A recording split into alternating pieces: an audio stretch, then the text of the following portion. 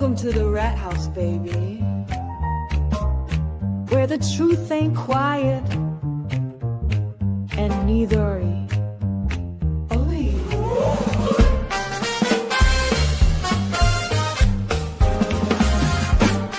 Where the chat rats crew slide in, pull up a seat, crime talk, cold facts, and a jazzy backbeat. We got stories to tell, got some justice to serve, so pour up that coffee or something with a swerve. There's Rat Daddy leading 6'5", a cool Toys the queen with the sharpest of tools. Dean's cracking jokes, Mary B's got the tea, and Lawleen lays the law down, real boss energy. MJ's got the fire, Gingy's taking names, Cassie's dropping Angel Baby's in the game. The clerk's keeping order, Misty's watching close. Pinky promises, keeps receipts, and she does the most. We're the chat rats, baby, worldwide and bold. Stories unfold while the crime scene gets cold. Puff, puff, pass, and the truth gets exposed. At the rat house, baby, that's how it goes.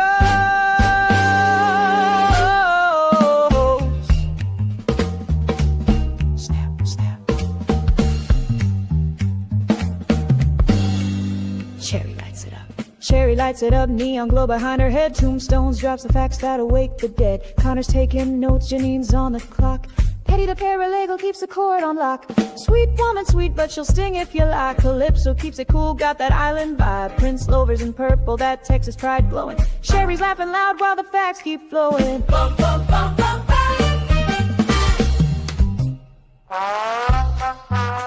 Da-da-bum, da-da-bum, ghetto.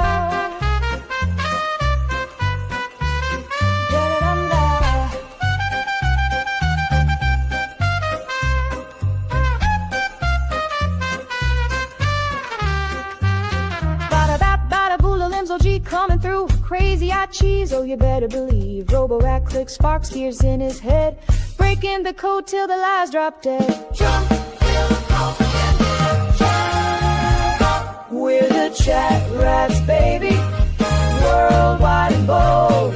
Stories unfold while the crime scene gets cold. Puff, puff, pass, and the truth gets exposed. At the rat house, baby, that's how it goes.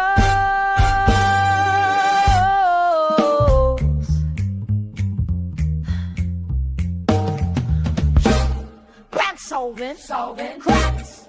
World's our stage. That's a fact. Together, we're the chat rats crew. We ain't looking back.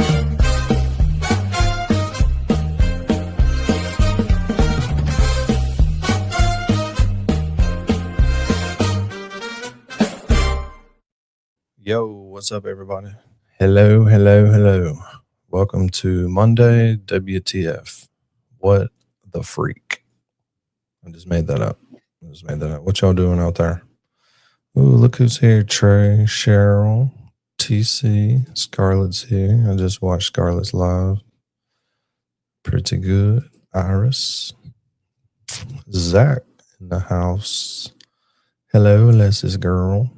Boston, Jenny Lynn, Merb.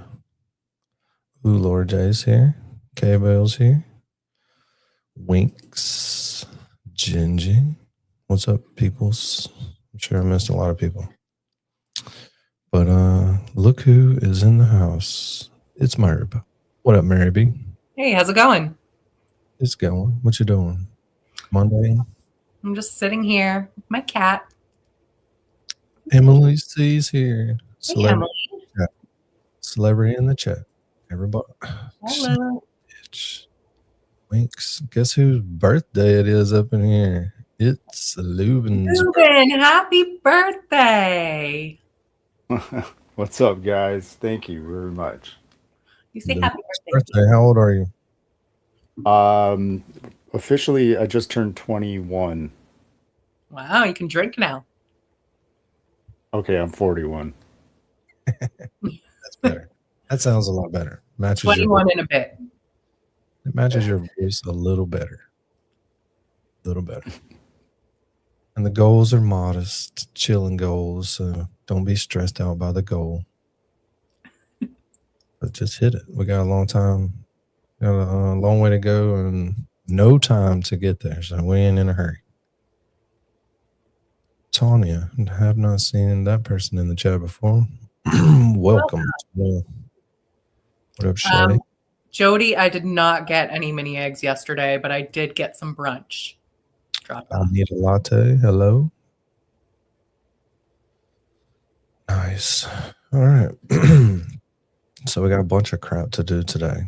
Angel Baby's on the board. Nice. Thank you very much, everybody. It was awesome. Everybody stopping by and wishing me a happy birthday. So thank you. Isn't that the best? This is the best community. I agree. Seriously, Stacy. Stacy reminds me that they're circling the moon, so we'll keep up with that too. Whether the actually Easter message yesterday. The what? The Easter message that the pilot gave. Oh yeah, that was today. I thought that was yesterday. Yeah, it may have been yesterday. Sorry. Yeah, it was lovely. It's But very he nice. just did another one, like right before they went into the blackout zone, going behind the moon. Oh, I didn't see that one. So they're on the dark side of the moon right now, and nobody's playing any Pink Floyd. Hello. Mama That Mary, is such a missed opportunity. They should be playing the whole album. What up, Fearless Farm Girl? I do that to clean my apartment. Terry's in the house. Everybody would be nice to Terry. Terry, we love you. We don't love Zach, though. Zach can go jump in a lake. Thank you, Katie K. What's up there, Steve? Yes, it is. God is good. Let's see. Chronically challenged. Hello. Genuine in the house. What's up, Genuine? KLB. Oh, anyway, so this is what we're gonna do today. So supposedly Purple Kool-Aid drinker got booted from YouTube or something. But we're gonna listen to Turtle Boy's Bust Out Live since I missed it. Yeah, I missed it too. Says about that. Then we got a little bit on Sandra Birchmore, which is not a lot, but I think they got some more evidence of whatever dude's name is. I can never remember. Farwell. Yeah, Farwell. They got some more evidence on Farwell. Then Kelsey Fitzsimmons, Justin dropped a 40-something page motion, and the virtual juror summarized it for me. So we'll go over it based off the summary. Again, we have the best community. If you can't be smart, make sure you got smart people around you. Exactly. Everyone has their contributions, you know? Oh, there's a ton of smart people in my little community. What's up, Kat? Catherine? The Ray? Yeah. James Lynch. What up, buddy? Ooh, Kersey. What's up, Kersey? Yeah, it's full of nonsense. I'm curious to see how a judge is going to play it now that she doesn't have any like pending charges or whatever. It's going to be kind of hard to grant that, but yeah, it's like, so I guess we're just going to keep accusing her of shit? Like, fucking leave her alone. She got shot. Massachusetts always surprises us, though. I know they do. They all... Well, we don't do a call-in number. There's no call-in number. Sorry. Oh, Charlie's here. Charlie. As soon as I heard call-in number, I'm like, that's got to be Charlie. That's Charlie. Yeah, we can't handle that shit around here. What's up, Jody? Let's see. Hey, Miss Scarlett. About to hit the animal mints here soon. What's up, Lisa Tobin? Ooh, animal mints. 800 chat rat, Zach says. Fiona could use an animal mint, couldn't you? Oh, breath mint. Yeah. That's the thing. Cats, their breath stinks so bad. Like, she has to always kiss me in the face so I can smell it. But, like, they clean themselves and then they smell like cotton candy. Like, how is that, you know? Like, they should smell like the inside of their mouth smells, but they don't. It's magic. Charlie says we're racist. He's got to get out of here. Oh, God. BYE. Yeah. I know the same letters. coincidentally. Yeah, it's similar. All right, so let's see what happened to Purple. So Mary B told me before we started here that he was saying something about somebody's daughter, O-Box. Is that what got him in trouble this time? Oh, I haven't heard a thing. Who was just telling me? Yeah. That's from what I understood. That's what it sounded like. I mean, I know I sound manly, Danny, but Well, you know how it goes. I hear you. It's fine. Yeah, I'm disappointed though that shit's not going to show up when people Google her. Should Very we disappointing. to the desks, Lubin, or should we catch him early? Because I didn't watch it. I think I don't remember when he went over it really. I think it was near the end, but I'm not positive, so might want to listen to it all. Let's go on until he's inside. There we go. And if this is too far, somebody let me know. What's up, Virtual Jerry? Hey, TJ. There's no doubt. So first thing I thought of. Yeah, but we've heard Charlie's voice, and it's definitely not YB. Oh, okay. Well, Ba has the same letters in it, so. Yeah. All right, let's see what happened to Purple. Effects, none. There we go. Okay, cool. All right. So yeah, use sand, water gets worse. I know it's sand, water. Like I bought sand, like, but not like gigantic bags of it, like one bag of sand that you put in there, and then you fill the water expands the sand, I think. I don't know. Fucking annoying. Goddamn annoying. Now watch this I'm dealing with. Like this is every day, something's wrong with my elbow. This elbow right here. So it's a weird thing. See this water bottle? If I want to, like, I often have water bottles during the show. And if I go like this and I lift it up, okay, this right here, this part of my elbow fucking stings. It gets sting. Tennis elbow. You don't have to play tennis to get it. Tater Pie. Hadn't seen Tater Pie in a while. What's up, Tater Pie? Tater Pie. Look, are you a friggin' doctor now, Danny? If what? Are you a doctor now? No, but Tennis elbow sucks. I know what tennis elbow is. Look, everyone's diagnosing him here. I wonder what his chat looked like. You know how he loves that. Everyone stop saying tennis elbow. I bet he says that. And I don't know what happened. I can do a lot of other things. Like there's many, and there's one specific part of the elbow right here, and it's been like a week of it, and like every day it's more painful. It's like, what happened? I don't know. Like it can't be broken because I can do this, right? I don't know what's happening. I don't know what that is, but I don't know. I gotta go to the doctor. I gotta figure out this insurance thing, all this shit. It's like I can't even catch a break. Yes, it's just annoying. Tennis elbow. I am right-handed. I am. So I don't know what happened, but it feels like a bone bruise. Like that's the right here on the bottom part, just exclusively on the bottom part, and it's just some angles. Like when I Lurking. Dean. Appreciate it. We need memberships. Let's see. I can't even read all these. It's going too fast. Right Tongue got one. Tater Pie got one.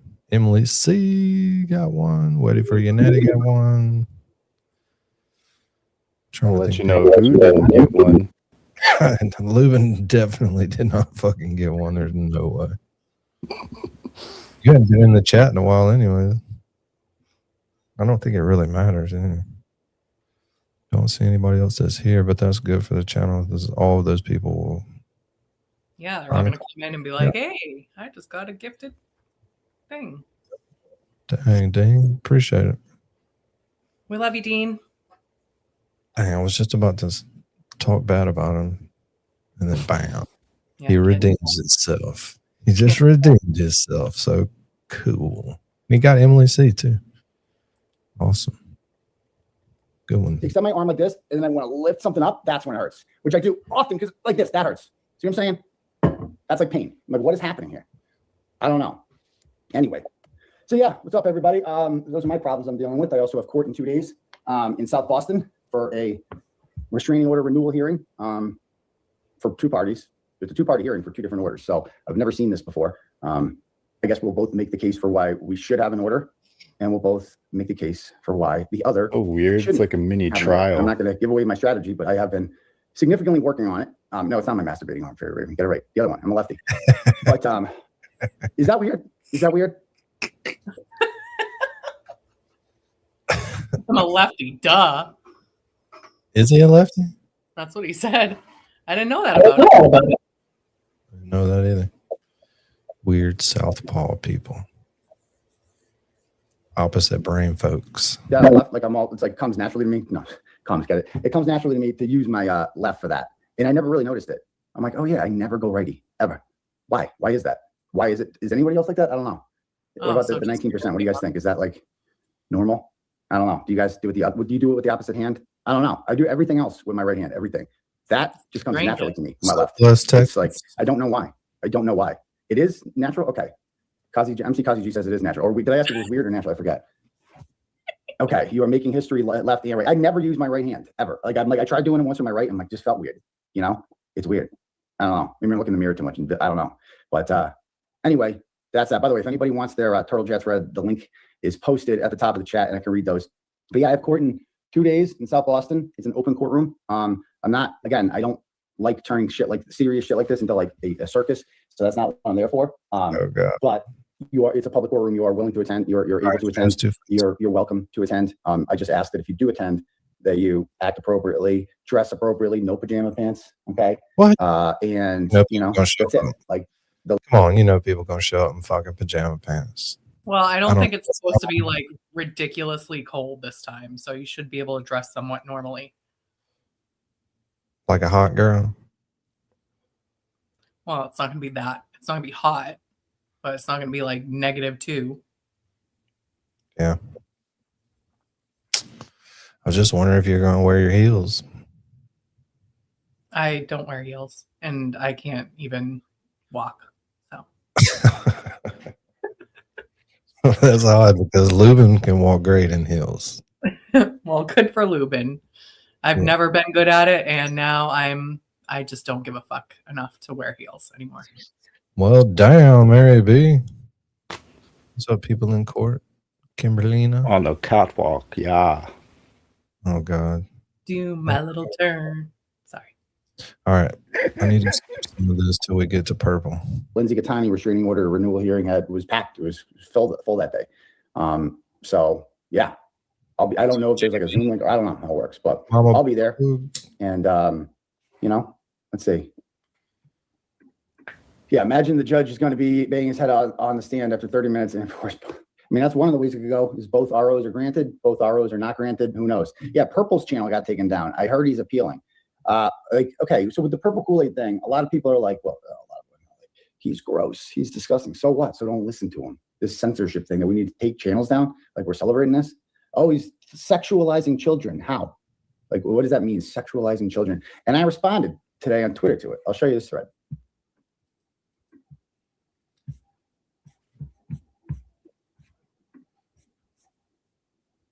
No shots. Okay. Congratulations, Nana Banana. Yay. You can thank D. So he goes at this Obach chick hard, and she goes at him. But, he said some things about it. He calls her like a whore. And he says her daughter's going to grow up to be a whore, something like that. I wouldn't go there. I would not say that. But this is America. You have a right to say whatever you want. Like, it's a free country. No, I wouldn't say that. But that's just me. I say a lot of things that maybe he wouldn't say or other people wouldn't say. Most of his channel is dedicated. Like, if you're just taking that out of it, you're being dishonest about why you want it down. They want it down because he's exposing 5150. That's why they want it down. Okay. And to be honest with you, like, he doesn't do that much stuff that's like that different from me. He just exposes people. He's vulgar, like all that shit. Like, so am I. It's on a bigger scale. Like, a lot of people are vulgar. You're allowed to be vulgar. There's not a woman in here that has been like, oh, I love walking in my heels. Dude, every time when I used to go out when I was younger and wear heels, I would always end up taking them off. And I'd usually be pretty drunk by that point, and I just walk around the streets in bare feet. And it was gross. Danielle Obach is just a person on X. Turtle boy hater. Turtle boy hater. Oh God, this is gonna escalate. Meredith lover. I thought we were gonna do some like true crime, legal stuff, and have a good time and not worry about shit. But I'm already dinging. Oh my God.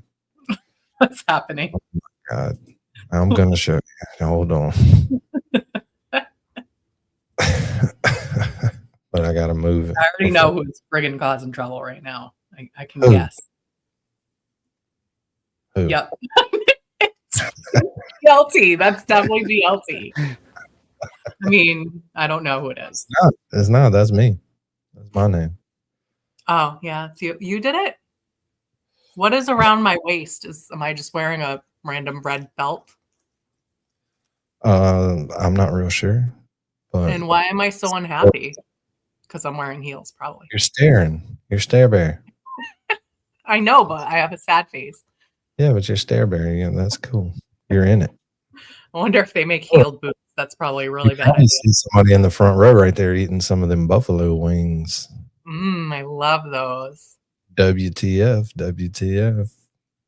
America, you know, he blocks everyone. They say, well, blocking is also free speech. As long as it's not the government doing it, the act of blocking people is actually exercising your free speech. So you're blocking them. That's you're exercising.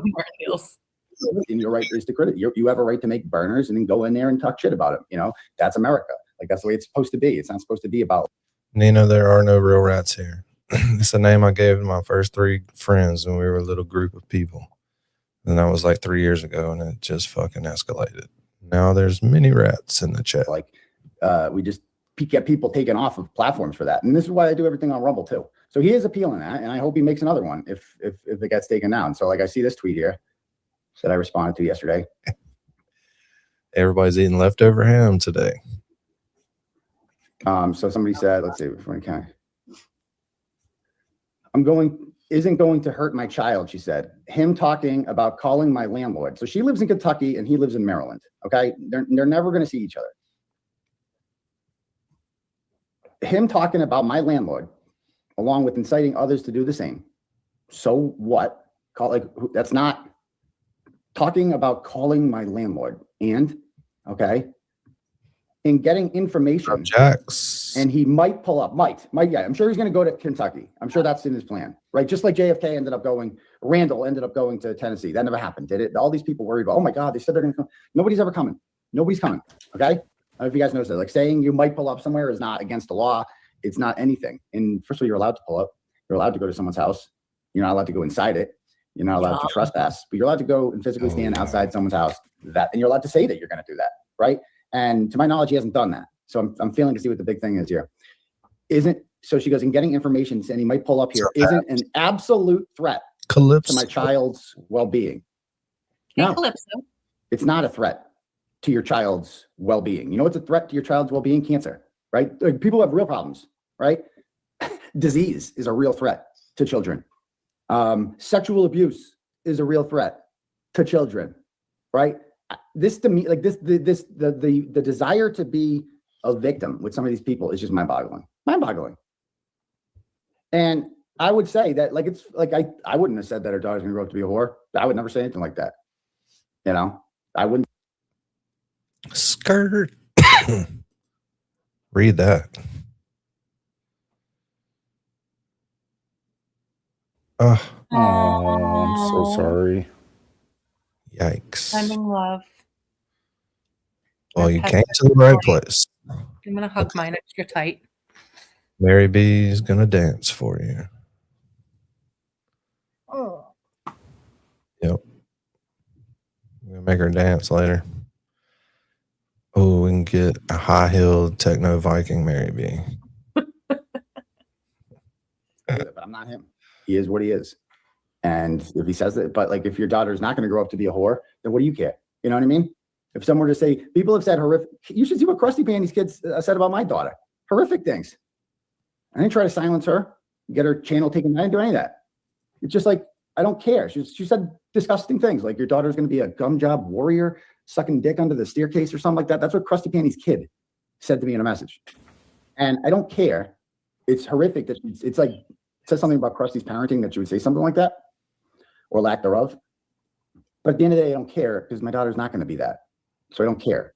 It's just not true. Whatever. That's not true. So who cares? Right? You don't care. I would have a little more sympathy with this individual if she wasn't openly supporting 5150. She's openly supporting her. Right? And like she said, she's my friend. if you're friends with people who do stuff like this, that says something about you. I wouldn't be friends with somebody that does something like this. The damage that she's done to so many innocent people. So like, if you're going to say, oh, I'm standing by this person, but also this person's bad. What that person is doing is so horrific. Oh my God, they're so horrible. What about what your friend is doing? You know? And like, you're not condemning it. I've never once heard her say like, that is fucked up that she did that. Well, that's because they don't think it's wrong when people do bad shit to him. Exactly. You know what I mean? They're like cheering it on, like, oh my God, you made him suffer. You're awesome. Yeah. Their morals are dependent on the individual. And she's the only one that's gotten to him since I've been watching him like that. Yeah. You know, Well, because she has access. She had access. she calls the truth journey and everything. Mm-hmm. She took advantage. Yo. Yeah. What's up, Dean? Yo. Bean's broken. Or not? He'll come through at the most odd moment. Watch. He's just lingering. Dean. Yo, Dean. He's probably going to have to leave and come back. Yeah, probably so. And she knows that, like, she You there? Okay. released my entire phone extraction, and contained within that phone extraction, amongst other, and she also released a video of my 8-year-old daughter crying. Like, that's on the internet forever. She That's stole the her privacy from her. She did that. And she was so gutless that she sent it to a koala. And then she did this. She sent out my entire phone extraction, which she knew full well contained intimate images of not only me, but other women that did not consent to have their intimate images and Jason. sexual messages from years ago consumed and disseminated by bad faith actors. And here they are talking about it, you know? Like, this is Kimberly Fair, big ratchet. She has my whole phone extraction, of course, which means she has every message ever sent to me by anyone. And she says, I second this. I bathe in holy water and sage my computer after reading that nasty shit. So that means she read it all and she saw all the images within. That's what that means. Lydia says, also shout out to all y'all all the nasty skanks sexting this thing. Y'all need help, antibiotics, and therapy. That was Tater Pie, I know what you're talking about, because it's not like she's just doing it to him. She's doing it to everybody in his phone. It's like a bunch of And she people. has a history of a previous relationship where she did this shit too. So, Well, one we know of. You think that was the first time she did that? She's been a Right. crazy girl since the first time she broke up with somebody. No doubt. documented facts. Mhm. Yeah. I'd hated to have been her junior high boyfriend. Yeah, seriously. You got a bunch of handwritten letters back in my day. Like 22-page letters. Like, damn. I'm not reading all this. Yeah. Yo. Yo, Yay, There we there go. it is. What's up, Dean? what's going on, guys? Where are you at in the world? I'm in Maine. Maine. I love Maine. It is beautiful. But also, guys, I have to. I said it in the chat. That Joy? gift, that giant gift, was an accident, and I'm gonna need all the money back for that and all the memberships. So if we could just, get a head count of everybody who got a membership, and maybe just, Okay. yeah. Yeah. Okay. Dee, why don't you post your and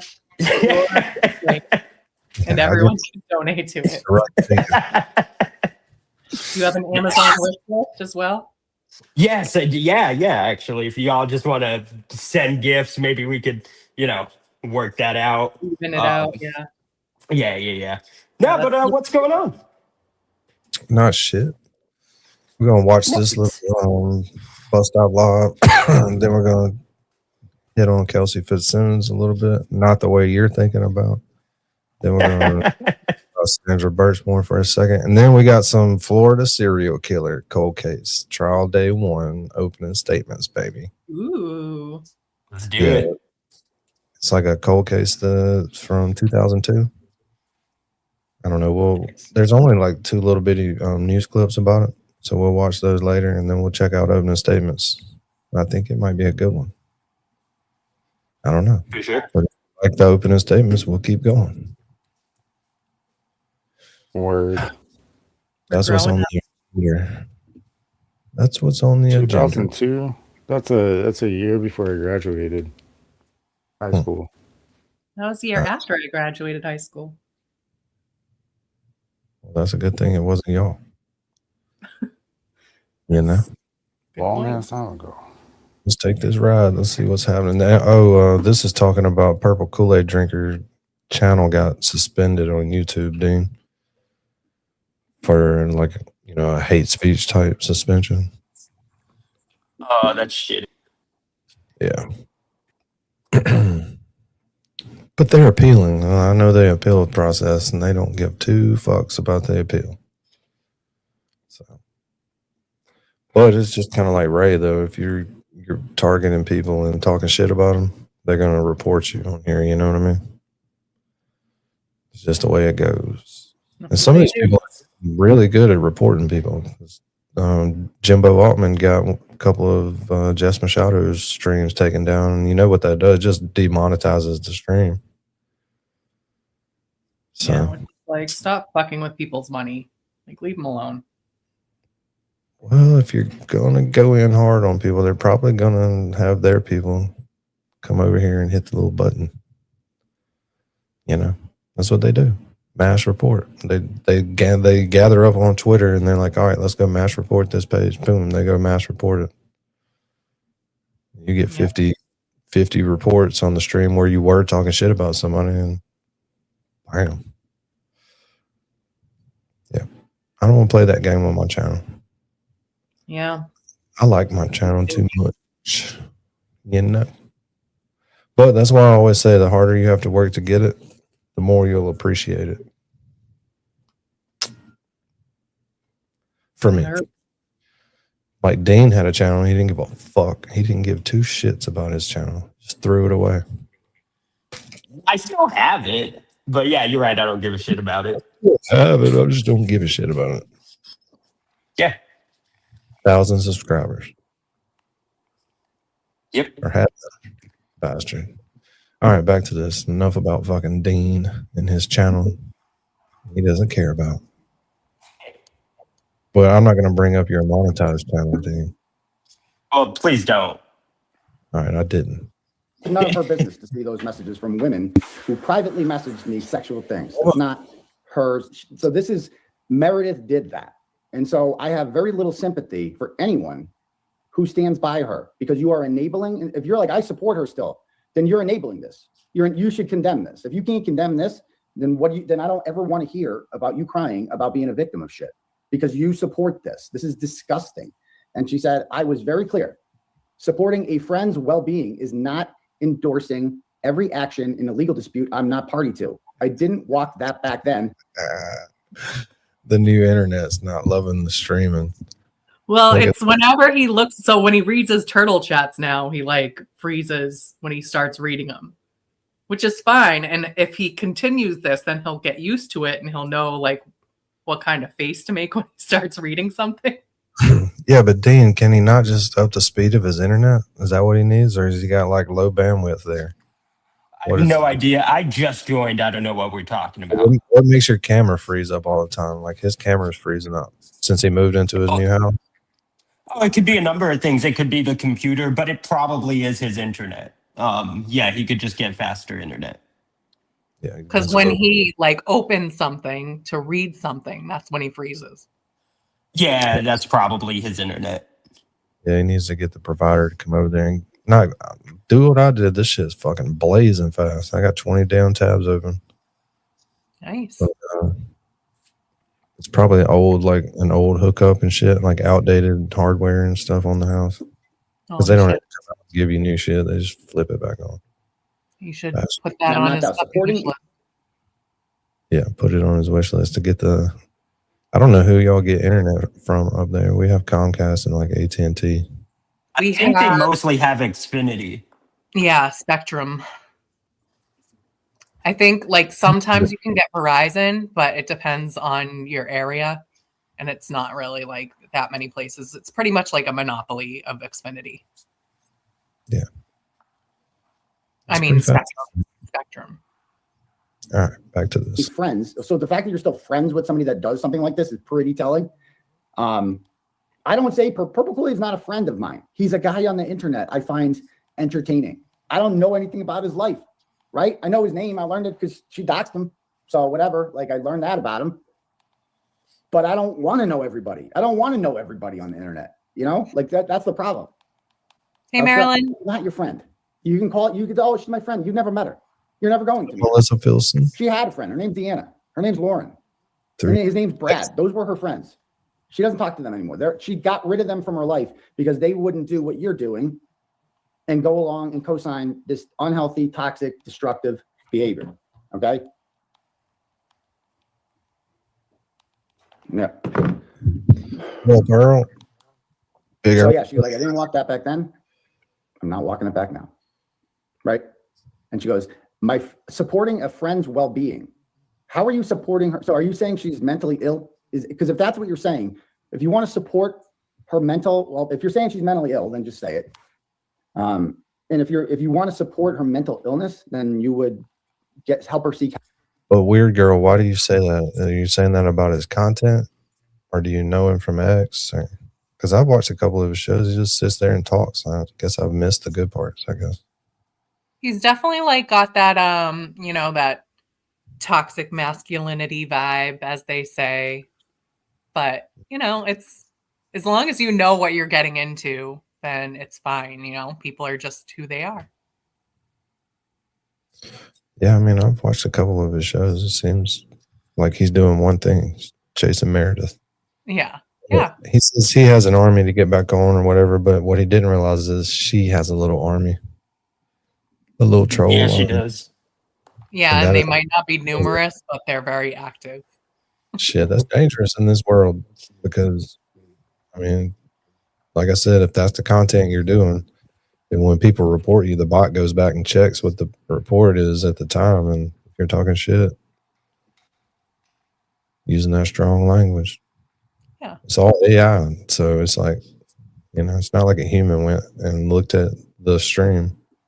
Right. It's AI.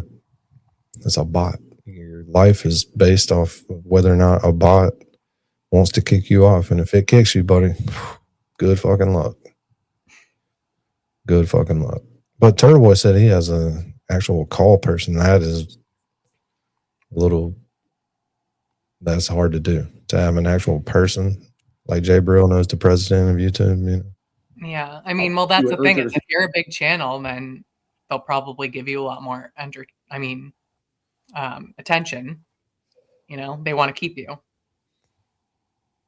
Yeah, but look how many channels they have making money for them. Yeah, but I mean, Turtle Boy's still on the upper echelon of streamers. I would assume. Yeah, he doesn't turn on super chat. So how much money does he make YouTube? Which I'm sure it's a lot. Yeah, that's true.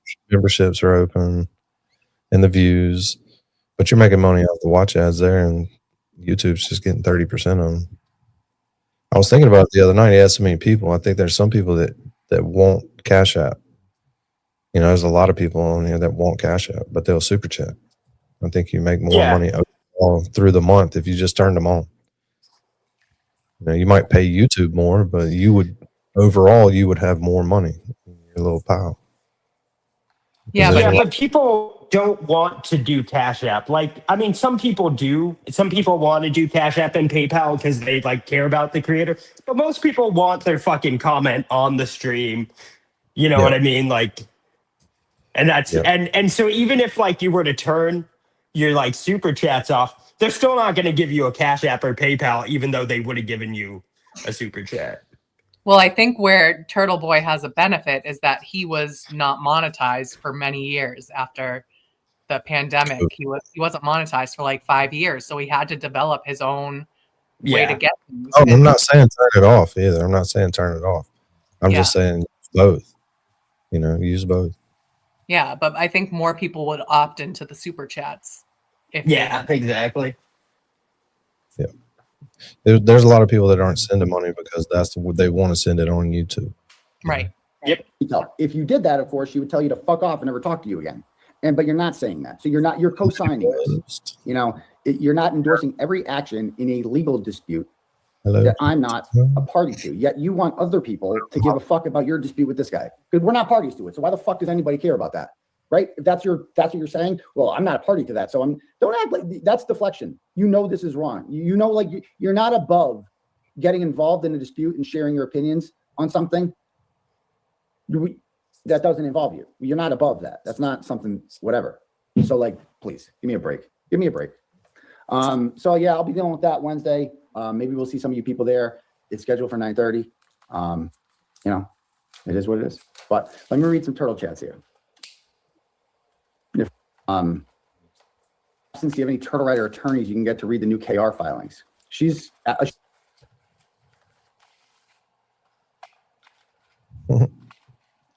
was just talking about the internet being fast. thing to say. Melanie's in Hawaii with one of her daughters looking at the University of Hawaii. Ooh, that sounds fun. That sounds fun. Good excuse. Watch, so she'll end up going to like local community, not community college, state school, but it's a free trip to Hawaii. Not free. You got to pay for it. It's an excuse to go to Hawaii. I'm just kidding. I'm just busting balls. But I would do that too.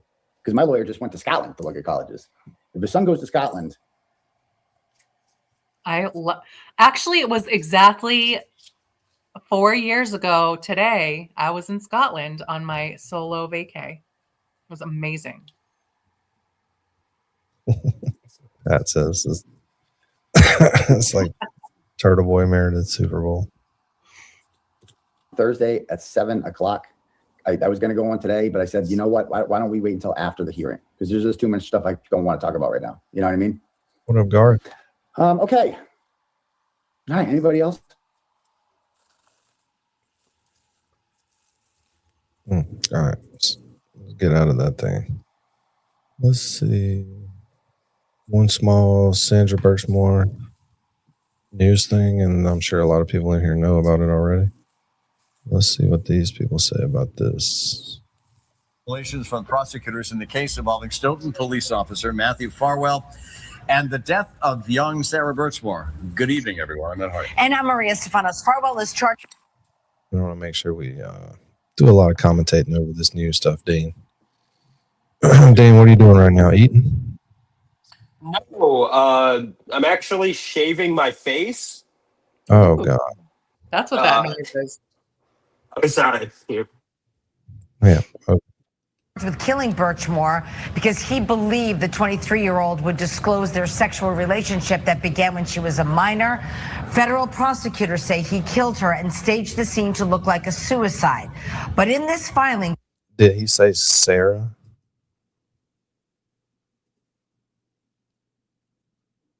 Did he? He may have. I wasn't listening. I got a text. Yeah, I think he did. Hold on. Federal prosecutor killed her sexual charge with killing Of young Sarah Birchmore. Good evening, everyone. I'm Ed Hardy. and He really doesn't want to be there. Damn. It's Sandra. We know that. Maria Stefanos. Farwell is charged with killing Birchmore because he believed the 23-year-old would disclose their sexual relationship that began when she was a minor. Federal prosecutors say he killed her and staged the scene to look like a suicide. But in this filing, federal prosecutors are now saying Farwell's DNA is on the ligature they say was used to asphyxiate Sandra Birchmore. The revelation... Bam, we knew it. How many years did you figure that out? Say it again. You broke up. I know. How many years did it take for them to figure that out? Or have they known that the whole time and they were just hiding it? Seems like a long time to give back DNA results. Yeah. For a police officer to do this, how sloppy. And thank you, Farm Girl. Appreciate that. Oh, and happy birthday, Fearless Farm Girl. Yeah, that dude is a freaking they had him a whole little thing going on. Nobody talks about it anymore. Remember, there was a bunch of different officers involved in that. I bet you money. Oh yeah. KLB, my secret weapon is washing it. I literally do that. Like, I can only get in the shower like once a week these days. So it was yesterday.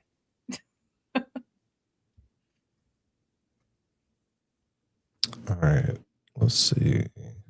What up, sweet woman? Hey, sweet woman. Hey, what's going on? What you up to? Yo, Just watching some videos. Yeah, they're talking about Sarah Birchmore. What the hell? Come I on, don't even Ed. know who that is. What a jerk. Like, why would he say, Young Sarah Birchmore. right? Well, at least we know what he's Yeah, talking about. A lot of people that watched that probably didn't know. yeah, Right. yeah. These guys are disgusting, and they should all go to jail. Yep. And you know what makes me crazy is there was another person that was involved in the original investigation. It was the brothers Divine, Josh Heel, which he would have snuck under the radar, but they forgot to redact his name in like one of the sentences. So he used to be the animal control officer in Stoughton, but then he got a position as a police officer in another town. There was also a military recruiter. Nobody's ever talked about it. That's crazy. Bring it all out. Throw them all in jail. Yep. That's fucking nuts. So, should we do the Kelsey Fitzsimmons Justin motion now, or do the some serial killer in Florida now? I think we should do the serial killer stuff at the end. It's Lubin's birthday.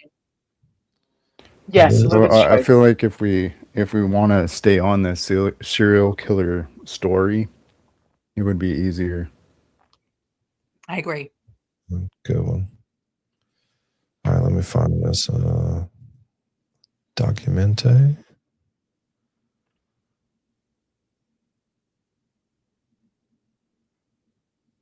Oh, I want to check on that too real quick. This is what they're doing in space right now. I guess they made it through the dark side of the moon. Their transmission is back. You better play that freaking music. 5 days, 1 hour, and 38 minutes mission elapsed time into Artemis 2. In this view on the screen, you can see the crew starting to even look There's through like some photos that we 600,000 may have people watching captured that. today. We really look forward to sharing these photos with you as soon as we possibly can.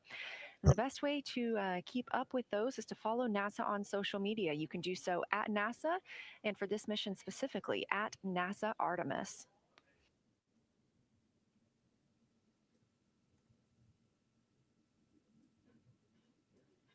Dude, get your butt out of the camera.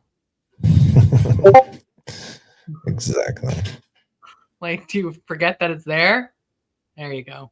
Thank you. All right, so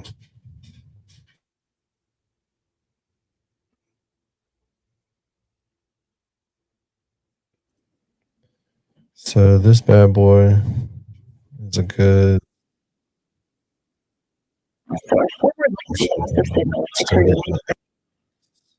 in my ear. So this thing right here, 38 pages. Ooh. Of Justin talk. Yep. It's pretty good. It's kind of outlandish. I tried to read some of it before we started. But then the virtual juror sent me a rundown. It's just be a lot easier for everybody to understand. Thank you, the virtual juror. Appreciate that.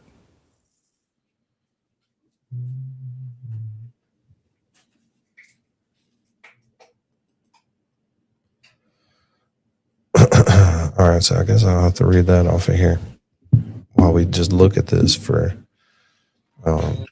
looking at its sake.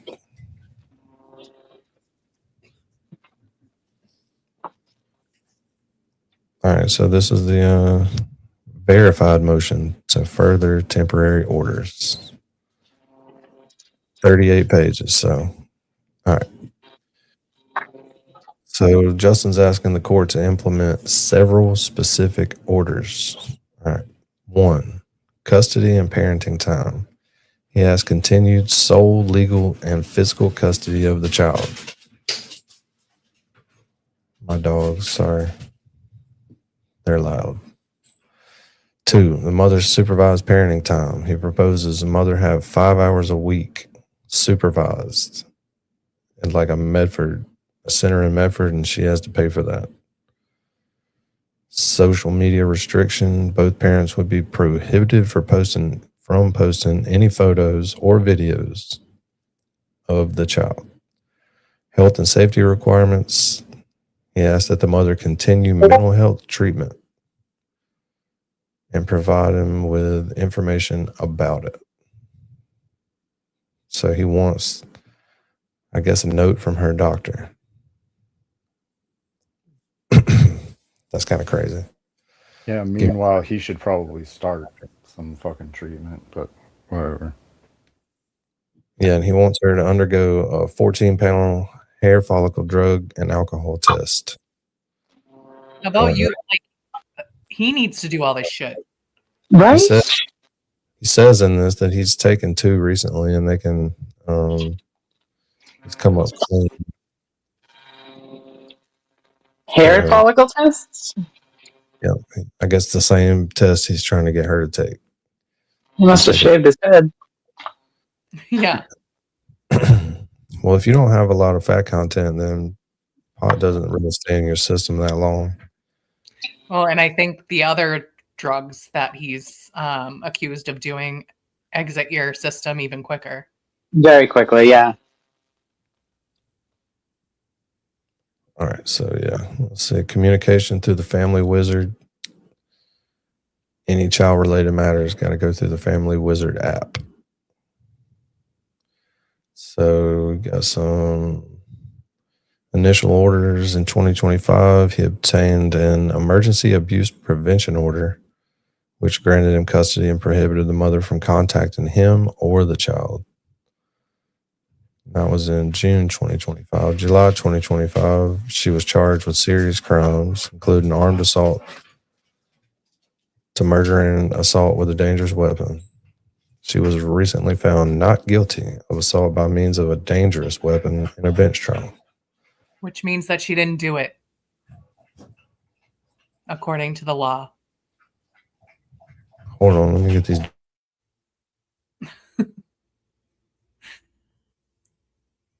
Yeah, man, like, you can't bring something up and be like, oh, she was accused of this, but then was found not guilty, which means she didn't do it. So why is it being brought up? Exactly. Sorry.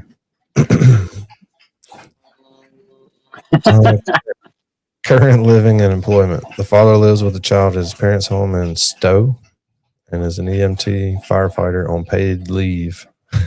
Yeah, that's a good way to put it. The mother's employment as a police officer was terminated, and her current employment status is unknown.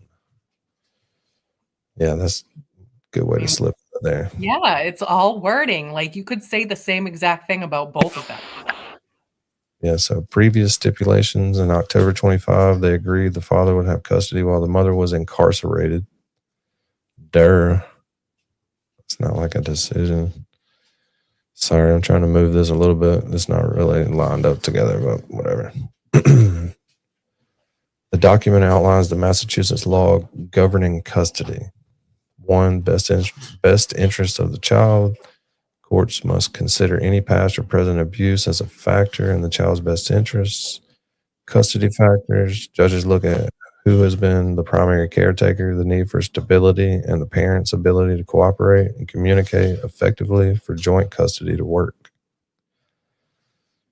All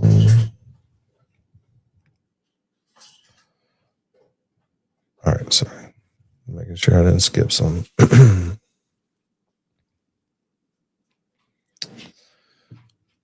Custody factors. Judges look at who has been the primary caretaker, the need for... I've already read that, you dummy. All right, the argument. The father presents arguments for why he should maintain custody. The child's well-being. The father asserts that the child is healthy, thriving, and well cared for under his care. Highlights his active role in the child use of early intervention services to support the child's development. Really? What does that mean? You're feeding him every day? Playing with That's a free service offered by the state, but any child under the age of 3 is eligible for it. him? 2, his It's concern about the mother. Oh, sorry. Go ahead. No, it's just something else for him to use so he doesn't have to be the parent. Like his mother's doing all the work. Oh, there's no doubt. There's no doubt that mama's doing it all. And 2, in his argument number 2, is the concerns about the mother. He expresses serious concerns about the mother's ability to care for the child, citing her history of mental health issues and a past suicide attempt. He mentions a letter from the mother where she admitted to losing herself during postpartum struggles and using the father as a personal punching bag. So being in a relationship. You got to be careful when you do shit like this because, it's going to show like a history of disparaging your ex-partner. And, it's just going to hurt you in the later run when you try and work out custody issues between and seeing your child, basically. What is Cat doing in the capsule with the astronauts? Fiona in space. She's live in space right now. She's like, look at my butt. Look at me go. So basically, Justin's whole thing is just a bunch of bullshit. Yeah, and you're so right, Lubin. Like just showing his gaslighting and verbal abuse. But all he's really saying is, I've got him now, so I should keep him from his mother. How often do people, they hardly ever keep children away from their mother. Right. You have to be walking into court with like a needle in your arm for them to like not give the custody to the mother. Like Kate Peters? Pretty much. Yeah, it's hard. Gosh. Yeah, and it's a long read. The whole thing is kind of like, yeah, it's too summary. obvious. It's too obvious, Justin, what you're doing. And the lawyer should know better. But now I don't think they can look at that because it should be sealed now, that like the whole thing. But I don't know if in a custody thing, can those judges look at whatever they want to? Yeah. I guess we're going to find out. Well, I wonder how long it takes. Judge, you're an evil judge. It's always a toss-up. How long will it take the court to respond to that? Oh, there. That and Karen Reed stuff too. I wonder how long it'll take for them to respond to the big motion to dismiss for no reason. Just like, we just want to dismiss it, please. We just want to waste your time, make you read this shit. Yes, don't look over here behind the curtain.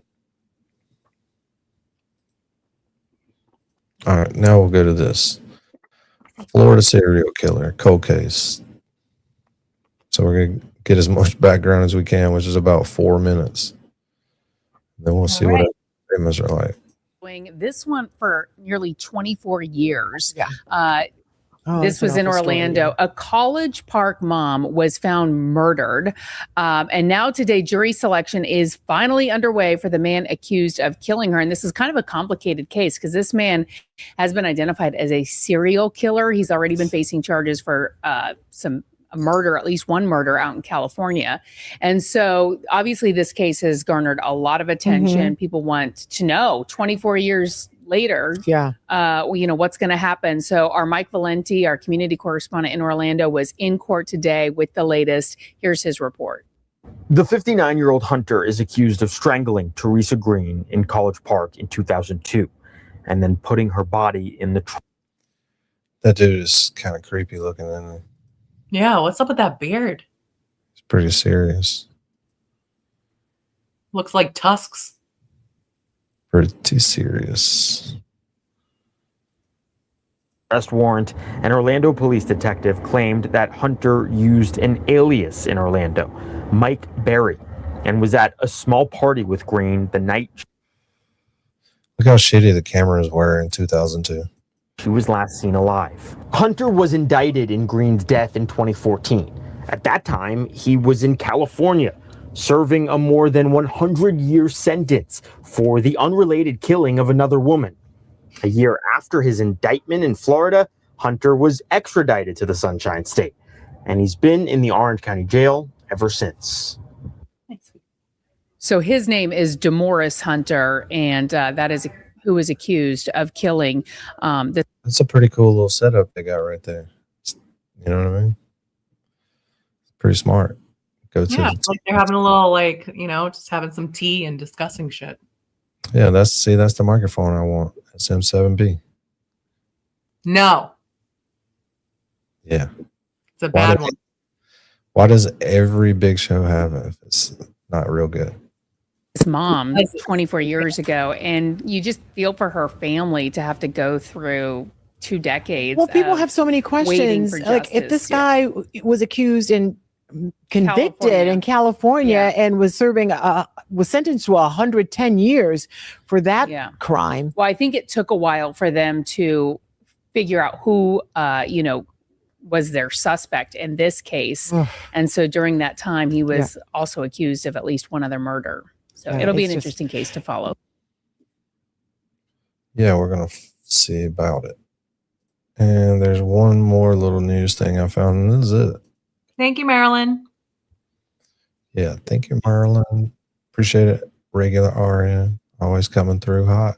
Morning. Jury selection in the case of a convicted serial killer accused of killing an Orange County hospital worker begins today. Demorris Hunter is accused of strangling Teresa Green and leaving her body in the trunk of her car in a drugstore parking lot in May of 2002. Witnesses say the two were friends and partied the night before she vanished.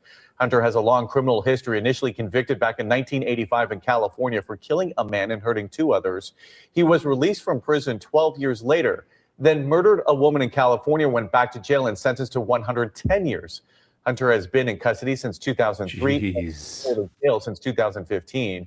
He was indicted by an Orange County jury over a decade ago. His trial was dragged out with attorney changes and, of course, the pandemic. Jury selection is set to begin this morning at 9 o'clock. And as an already convicted serial killer, if he's convicted for killing Teresa Green, he could face the death penalty. Damn. Right. Damn. But anyways, let's see how the audio goes on this. You know how it is. I might have to go find it on Court TV too if they played it. But it doesn't sound super good. But there's no complaining about it. Don't complain about it. Mary B's gonna boot your ass out of here. Don't.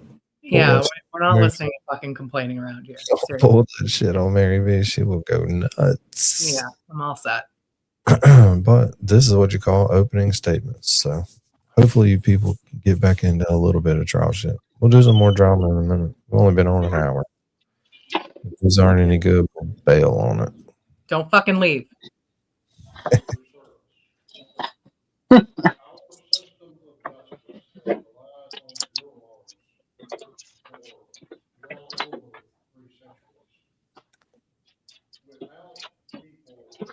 Nope, can't hear it at all. Oh, did it start? Yes, he's talking. Oh, shit. I guess I can't hear it either. Oh, I can barely hear it. I told you. Hold on. Let's see if this is any better.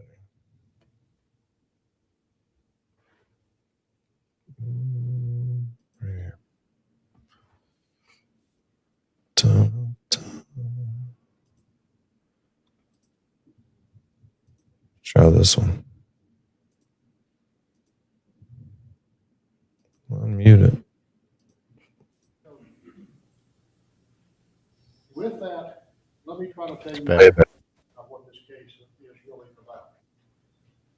In 2002, Teresa Ann Green lived in Orlando, Florida, She worked at Florida Hospital. Her address was apartment 11 at 3216 Cornell Avenue, which is within the city limits of Orlando. Across the hall from apartment 11 is apartment 12. And this is a second-story apartment. Stairwell leading up, apartment 11 on one side of the stairwell, landing apartment 12 on the other side of the stairwell landing. Joseph and Joyce Butler lived in apartment 12. Mr. Hunter, who was known to the residents of this apartment building as Mike, was renting a room from an individual who lived in apartment 9, which was downstairs from apartments 11 and 12. On the evening of May the 26th, 2002, there was a small party hosted by Joyce and Joseph Butler. And let me back up just a minute. You will hear from both Joseph and Joyce Butler. However, you will hear from Joyce Butler somewhat out of order.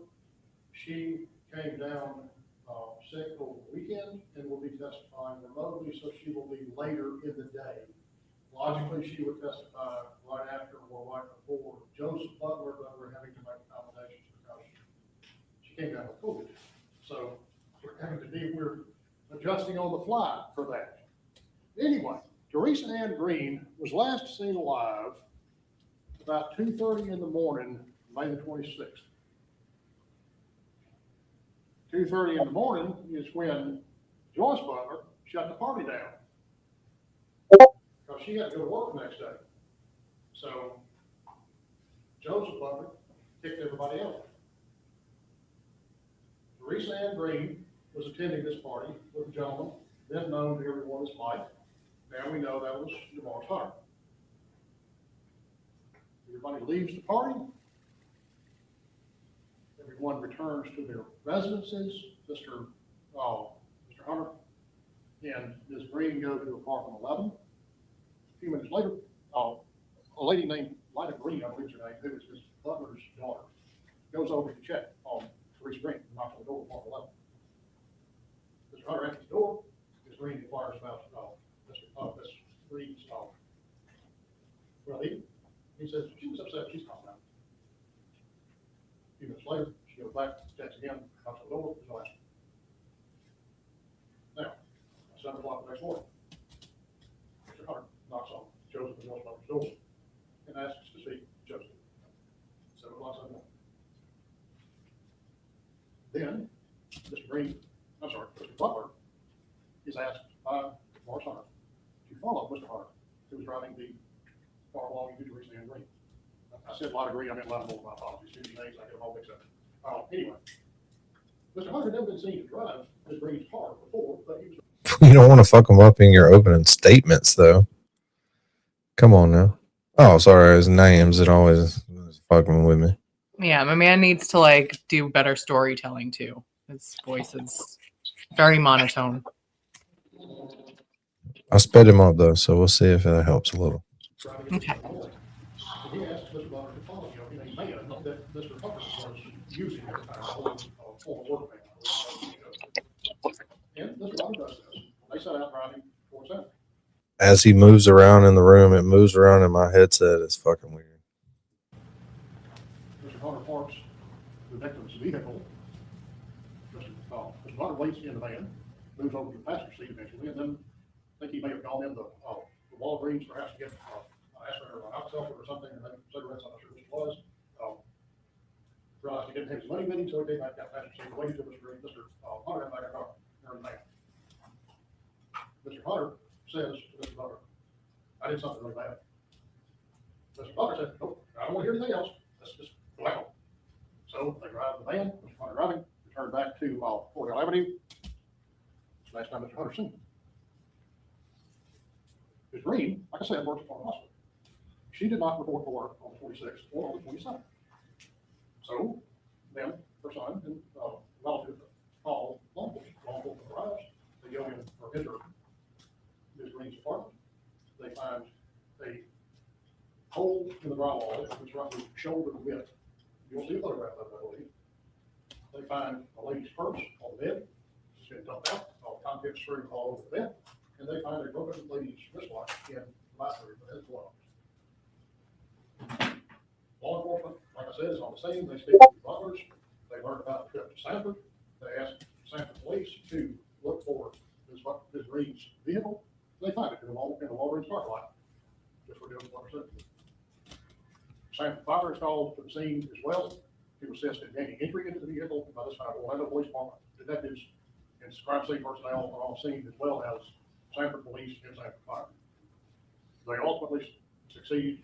Fire ultimately succeeds, of course, entry into the vehicle. I believe they pop one little jet wings that you don't have any more on cars as you had back then. Somehow you either broke it or popped it out, gained access to the car. Found a body attached to the trunk, wrapped up in a sheet. That body turned out to be that which was Michigan Freedom. And while this is happening, the investigation is also ongoing at the apartment. You've got two things going on at the same time here.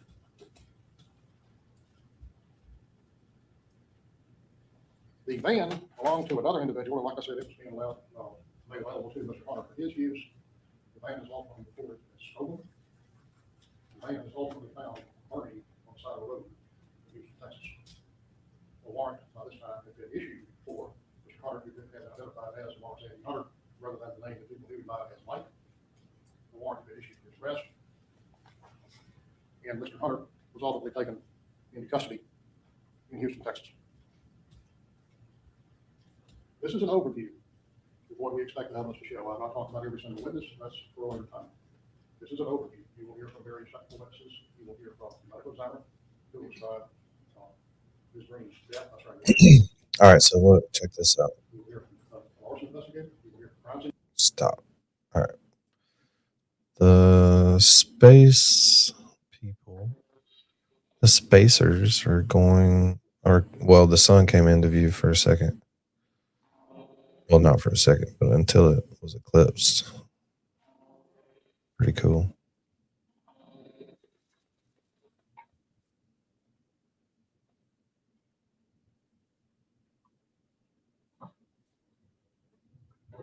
Pretty cool. That is cool.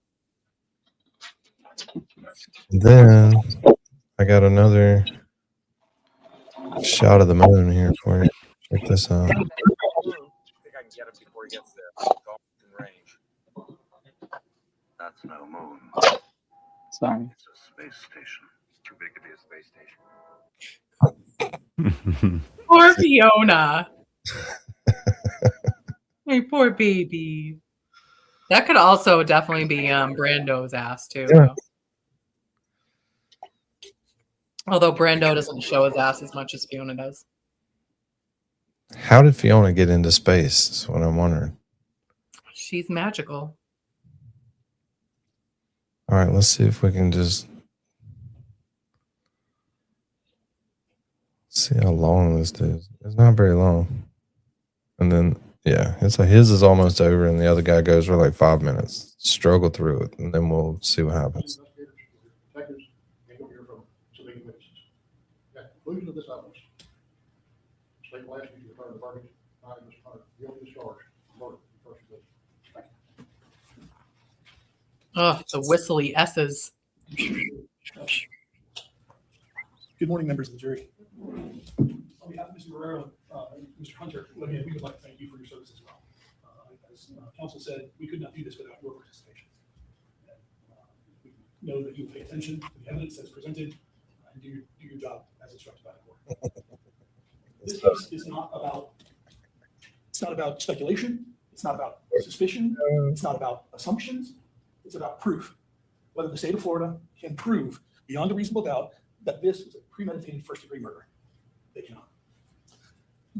What you will hear in this courtroom is a tragic story about too much alcohol on the part of Ms. Green and Mr. Butler, a series of chaotic events that spiraled out of control. But what you will not hear is any credible, reliable evidence that this defendant planned, intended, or carried out a deliberate killing. Before I go into what we anticipate the evidence to show, in essence, we're asking you to make a cake. Before I do that, it's probably important that I give you a little bit of directions in terms of what you can consider. And we anticipate, at the close of the case, the judge will read to you a jury instruction with regard to the weighing of the evidence. And I think it's important before you hear any evidence that you're reminded about what you can consider when you are weighing the evidence. It's up to you to decide what evidence is reliable. You should use your common sense in deciding which is the best evidence and which evidence should not be relied upon in considering your verdict. You may find some of the evidence not reliable or less reliable than other evidence. You should consider how the witness acted as well as what they said. Some things that you should consider are, did the witness seem to have an opportunity to see or know the things about which the witness testified? Did the witness seem to have an accurate memory? Was the witness honest and straightforward in answering the attorney's questions? Did the witness have some interest in how the outcome should be decided? Does the witness testimony agree with other testimony and other evidence in this case? Has the witness been offered or received any money or preferred treatment or benefit in order to get the witness to testify? Had any pressure or threat been used against the witness that affected the truth of the witness's testimony? And did the witness at some time or other time make a statement that is inconsistent with the testimony that they gave in court? Has the witness been convicted of a felony or a misdemeanor involving dishonesty or false statement? And does the witness have a general reputation for dishonesty or truthfulness? Whether the state has met its burden of proof does not depend on the number of witnesses that are called or upon the number of exhibits that are offered, but instead upon the nature and quality of the evidence presented. The fact that a witness is employed as a law enforcement officer does not mean that his or her testimony deserves more or less consideration than that of any other witness. Expert witnesses are like other witnesses, with one exception. The law allows and permits an expert witness to give his or her opinion. However, an expert's opinion is only reliable when given on a subject about which you believe them to be an expert. Like other witnesses, you may believe or disbelieve all or any part of an expert's testimony. It is entirely proper for a lawyer to talk to witnesses about the testimony the witness would give if called to the courtroom. The witness should not be discredited for talking to the lawyer about their testimony. And you may rely upon your own conclusion about the credibility of any witness. A juror may believe or disbelieve all or any part of the evidence or the testimony of any of the witnesses. Let's start with what we actually know. We know there are 3 locations that are involved in this particular case. The first location, you can hear the whole testimony with regard to the Bay Run apartments. They're flat 2-story apartments. There's 7 units for a square rectangular unit. There's 4 units per building, 2 upstairs, 2 downstairs, connected by a very long and narrow stairwell. It's about 14 steps from top to bottom, and when you walk down the stairwell, you can touch both sides. And that turns out to be very critically important in this case. Mr. Hunter was renting apartment 9, which is sort of looking at the building downstairs on the left, which we were in that location. Teresa Green lived in apartment 11, which was the upper left-hand quadrant apartment, and the Butlers resided in the upper right-hand apartment. And we believe the testimony is going to show that on the Saturday night of the 25th and into the morning of the 26th, there was a party that was going on in the Butler's apartment. And in that party, they were having a good time. Teresa Green had been drinking, Mr. Butler had been drinking, and at some point, Mrs. Butler had to work at Florida Hospital the next morning, called her husband into the bedroom, asked him to keep it down. He comes storming out of the bedroom, slamming the door, visibly upset. She eventually comes out and asks him to turn the music down. He gets even more upset. He knocks over a lamp, he knocks over a fan, and he opens the door and orders everybody out of the house. On the way out of the house, Teresa Green slaps Mr. Butler across the face, and Mr. Butler slaps Teresa Green across her face, such that it causes her nose to bleed, and her blood is left on the doorframe of apartment 12. Lisa Moore, we anticipate, who's the adult daughter, Lisa Moore Turner, is actually her name at the current moment, is the adult daughter of the Butlers. And she says that she leaves the apartment at that point when Joseph is so upset because he won't let her use, his own stepdaughter, won't let her use the house phone. Remember, 2002, this is pre-cell phones, right? They rely on house phones to make phone calls. But she wants to call her brother for a reason that you'll hear, whatever reason you'll hear during the testimony. And her son, who's a child at that point, is, in her words, sleeping in Miss Green's apartment. So she's going to check on him and retrieve him and bring him back. You're a loser, guy. She calls her brother, checks on Teresa Green, who's still hot under the collar, and we anticipate that Lisa Moore will testify that Mr. Hunter, who's known as Mike to all of these folks in the apartment complex, was attempting to, he'd been attempting to keep Miss Green and Mr. I'm poor right now. Yeah, you are. And they're still trying to get at each other. And he's trying to play Switzerland. So what I'm getting from this guy is we ain't got nothing. We got nothing. Yeah, I'm just going to tell you random stories about duels. So here's the definition of some legal terms associated with the case. But pretty much I'm going to just boil this up and say we got nothing. But you can't make your decision based off the fact that we got nothing. Okay. Yeah, there's a lot of evidence and stuff, but you don't have to believe it.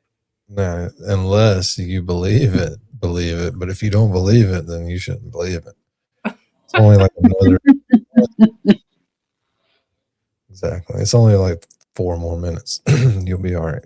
Come on, people. You can do And it. while all of that is happening, at the top of these stairs, in between apartments 11 and 12, we believe the testimony will be the butlers will say that Teresa Green was grabbing onto Mike, and what Mr. Hunter was saying to the screen, "Why are you mad at me? Why are you trying to fight me?" And Ms. Green was kicking at Mr. Hunter, and that trying to still get at Joseph Butler, who had slapped her across the face and caused her to have a bloody nose. And during that tussle at the top of the stairs, that Mr. Hunter fell over backwards down the stairs on his back, and then Ms. Green fell over top of him, and they fell all the way from the top of the stairs to the bottom of the stairs, all 14 stairs. We believe Lisa Moore will testify that she saw all of that take place and happen, and that she saw that happen, and that she saw Ms. Green get back up, and that Mr. Hunter got back up, and that they went back up into apartment 11. Ms. Moore will say that she got her son, it's 2:30 in the morning now, she brought her son down to her car, down at the bottom of the stairwell of the apartment, placed her son in that car, and then she went back and forth, up and down the stairs. She knocked on the door, trying to use the phone again, presumptively to call her brother again. And at that point, Mr. Hunter came to the door and said, "Ms. Green is trying to calm down. Now is not a good time to come in." And that she then went back into her stepfather and mother's apartment. And as she was going back and forth, she waited at the bottom of the stairs. Her brother eventually arrived at 3 o'clock. There was another neighbor that they were actually talking to at the bottom of the stairs. And she said she knocked at the top of the stairs and ended up no answer. We got nothing, guys. That's weird. Did they like? That's definitely a Brando ass. That is way too bad to be Fiona's. We got nothing. We're just hoping the plea of not guilty. So wait, so he fell, and then a screen fell on top of him, and then she fell on top of the screen, and then it sledded down the stairs. Is that what he's saying? I think that's exactly what he said. Okay, that's weird. That's a weird sequence of events. It is. It sounds like some shit I'd do, break my ankle. Obviously, they got into a fight. Yeah. They got into a fight. And then I guess he trapped her back up in the apartment. I'm not sure. And that was the last time that she saw Teresa. The other location that we're talking about factually that we believe the testimony will come out is that testimony will come out that Teresa Green's vehicle was found in Sanford, Florida, which is about 15 miles from the location of the apartments. Remember, these apartments are on the corner of Parr and I-4, flat top roofs right there at that location. If you were taking that western on-ramp to I-4 from Parr, that's the location. Those apartments are right there at that location. And the location of Teresa Green's car. I mean, the defense attorney here is a lot easier to follow than the prosecutor, at least. I have no fucking idea what the prosecutor said. Like literally, it's like he was speaking another language. I'm in the South. I don't think he has a lot either. I mean, for 10-minute opening statements, I don't think you have a lot. But I guess we're gonna find out. A lot of people watched this today, so it may not seem popular now, but something about it caught people's eye because a lot of people watched this today. And then we can be like, we saw it first. We saw it second. Yeah. 7 miles, 12 miles up I-4, about 5 miles. We saw it second. In the heart of Sanford. And that Joseph Butler will testify, and Joyce Butler will testify that Mr. Hunter knocked on their door at 7 o'clock in the morning and asked Mr. Butler to drive his van, the white van that he had use of, to that location, and that left Teresa Green's vehicle there. Again, it's very important, I think, for you guys to make decisions about what evidence you find to be credible versus not credible. And after that, Mr. Butler allegedly went in the store to get an Alka-Seltzer. He says he came out. He says that Mr. Hunter said, "I did a bad thing." He says nothing else. So I don't want to hear anything else. He gets in the car and they drive back, and that's the end of that conversation. And that was 7 o'clock on Sunday morning, May 26th. Ms. Green's son doesn't come back to the apartment until Monday, the 27th, at around 3 in the afternoon. He gets a phone call from his grandmother, calls his grandmother. After he gets to the apartment, he finds the apartment door unlocked, the lights are on, The contents of the purse are upside down on the bed. There's a broken watch on the floor that he then puts on the back. Sorry. Yeah. Anybody see the judge's name? Lisa T. Munyon. Munyon. I wonder if that helps you not get sick too. You can put some munions in your socks. Munions. He then goes and knocks on the butler's apartment door, apartment 12, and Joseph Butler never tells him the truth. Never says, your mother fell down the stairs on Saturday night. Your mother slapped me in the face and I slapped her back on Saturday night. Mr. Butler never says, Mr. Hunter asked me to drive and follow your mother's vehicle to Sanford. He never says any of that to the middle school age child of Mrs. Green who came back from spending the weekend at a friend's house. It's not until later that evening when the police arrive at the location that the Butlers then decide that they're going to talk to the police or cooperate with the police. So during all of this, Joseph Butler Sunday morning never calls the police. Sunday afternoon never calls the police. Monday morning never calls the police. Lisa Moore never calls the police on Sunday morning, on Sunday afternoon, on Monday morning, on Monday afternoon. Mrs. Butler never calls the police on Monday morning or Sunday morning or Sunday afternoon or Monday morning or Monday afternoon. It's not until the police show up because Octavius Hayes, the daughter of Teresa Green, and Teresa Green's mother arrive at the location saying, I got a call her since she didn't go to work on Monday morning. We don't know where she is. The other location that we're talking about is in Texas, Houston, Texas. And the van that Mr. Hunter had access to or driving to is found burnt in a location on the line of the city of Houston and Harris County, which is the county Houston is in. You'll hear testimony from an arson investigator that will say that the vehicle was burnt out, but the arson investigator will say never took any samples from inside the vehicle, didn't know any DNA or fingerprints, have no idea when it actually burnt, knew where the fire started, had no idea what the accelerant was, couldn't tell you if Mrs. O'Leary's cow kicked over a lantern in the back of that van and started the fire, and that there's no beneficial evidence or evidence linking Demorris Hunter to that van, to that fire, or to that location. You'll also hear forensically from experts in this case that the Oldsmobile that Ms. Green drove, where unfortunately to get in this tragic story, her body was found in the backup, that there's no DNA that links Mr. Hunter to driving that vehicle. They wasted money on experts. Well, I mean, oh, you mean the defense? Yeah, somebody did. So he said you'll hear the experts testify. Well, if it's the state, then, you know, that's just taxpayer money. Yeah, but what expert are you going to have? I don't think there's any evidence. We can find out. Like, I want an expert in duels because they had a little duel. There's no fingerprints on the steering wheel or on a door handle or a window or anything that links Mr. Hunter to that location. There's no videotape inside the Walgreens, outside the Walgreens, or anywhere between Parr and Sanford that links Mr. Hunter having driven that vehicle to that location. And you'll hear forensically from the city of Orlando forensic experts that there is nothing that links Mr. Hunter forensically to harming Mrs. Green in any way. Not his DNA transferred onto her, not any DNA in the apartment, not a fingerprint on anything, with the exception of some dishware in the kitchen, which would indicate that he had been in the apartment previously socially and had either touched a bowl or touched a coffee cup.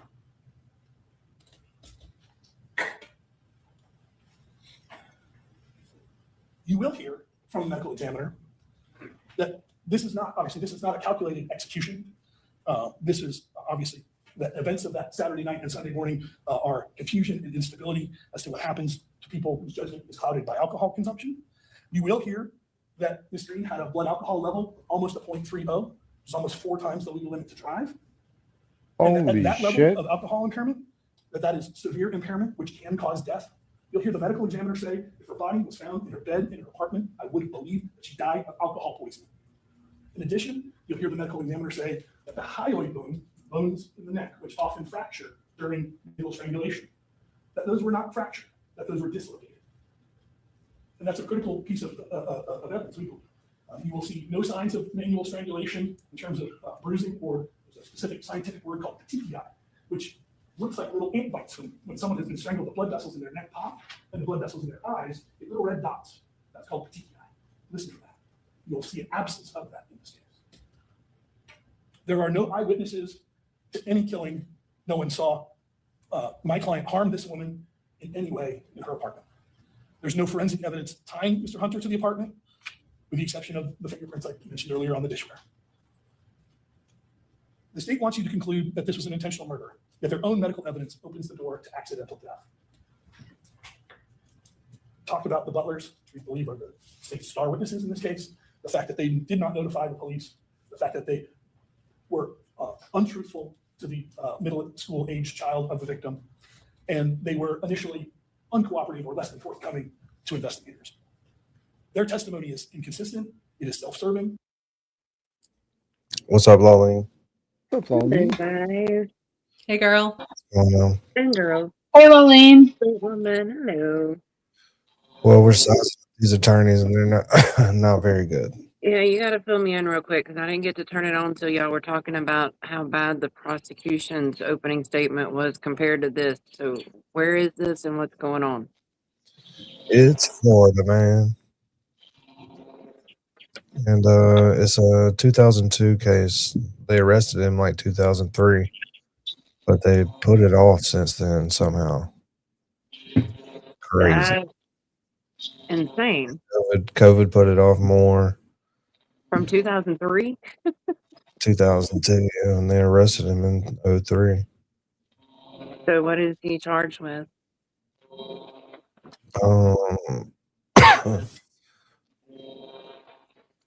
I can't remember. I think it's first degree murder. They're trying to call him a serial killer because he'd already been convicted for killing another lady. They hadn't said how he got out, but he got out. He got out of jail or prison on another sentencing for him? I guess. They had him for like 109 years. I don't know how he got out. That might be why they just brought charges. I seriously doubt they just brought these charges in 2002. I mean, the M might have happened then, but surely they didn't charge him then. We watched a little rundown earlier. He was serving the time, I think, for the other crime. It was in California. Yeah, and I guess Where did this one take place? this one's in Florida. Florida. And did I hear something about an arson of a vehicle or something? Supposedly burning the van that he had access to, but that was like in Houston where the van was burnt up. And she was found deceased in her bed with that alcohol content they just talked about in the Hollywood bond? No. He wrapped her up in something and put her in the trunk of her own car. Oh, okay. And he was saying that the medical examiner said that if she was found in the bed, she would have attributed it to alcohol poisoning because her ABS or whatever was her ABC. Yeah. It was 3 point something. Wow. I've seen people get DWIs over 4. That's crazy. It's insane. Yeah. And you should be having alcohol poisoning by then. And a dislocated hyoid bone. Not broken. So it's pretty hard to dislocate without manual manipulation. Okay, I'm ready. It's almost over.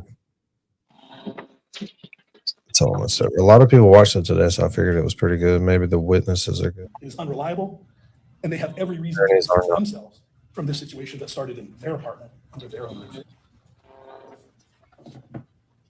Mr. Hunter did leave to go to Texas, and leaving alone does not.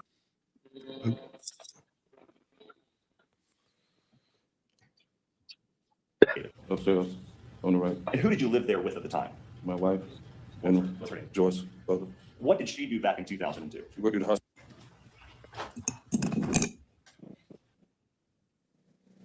Oh my God, come on.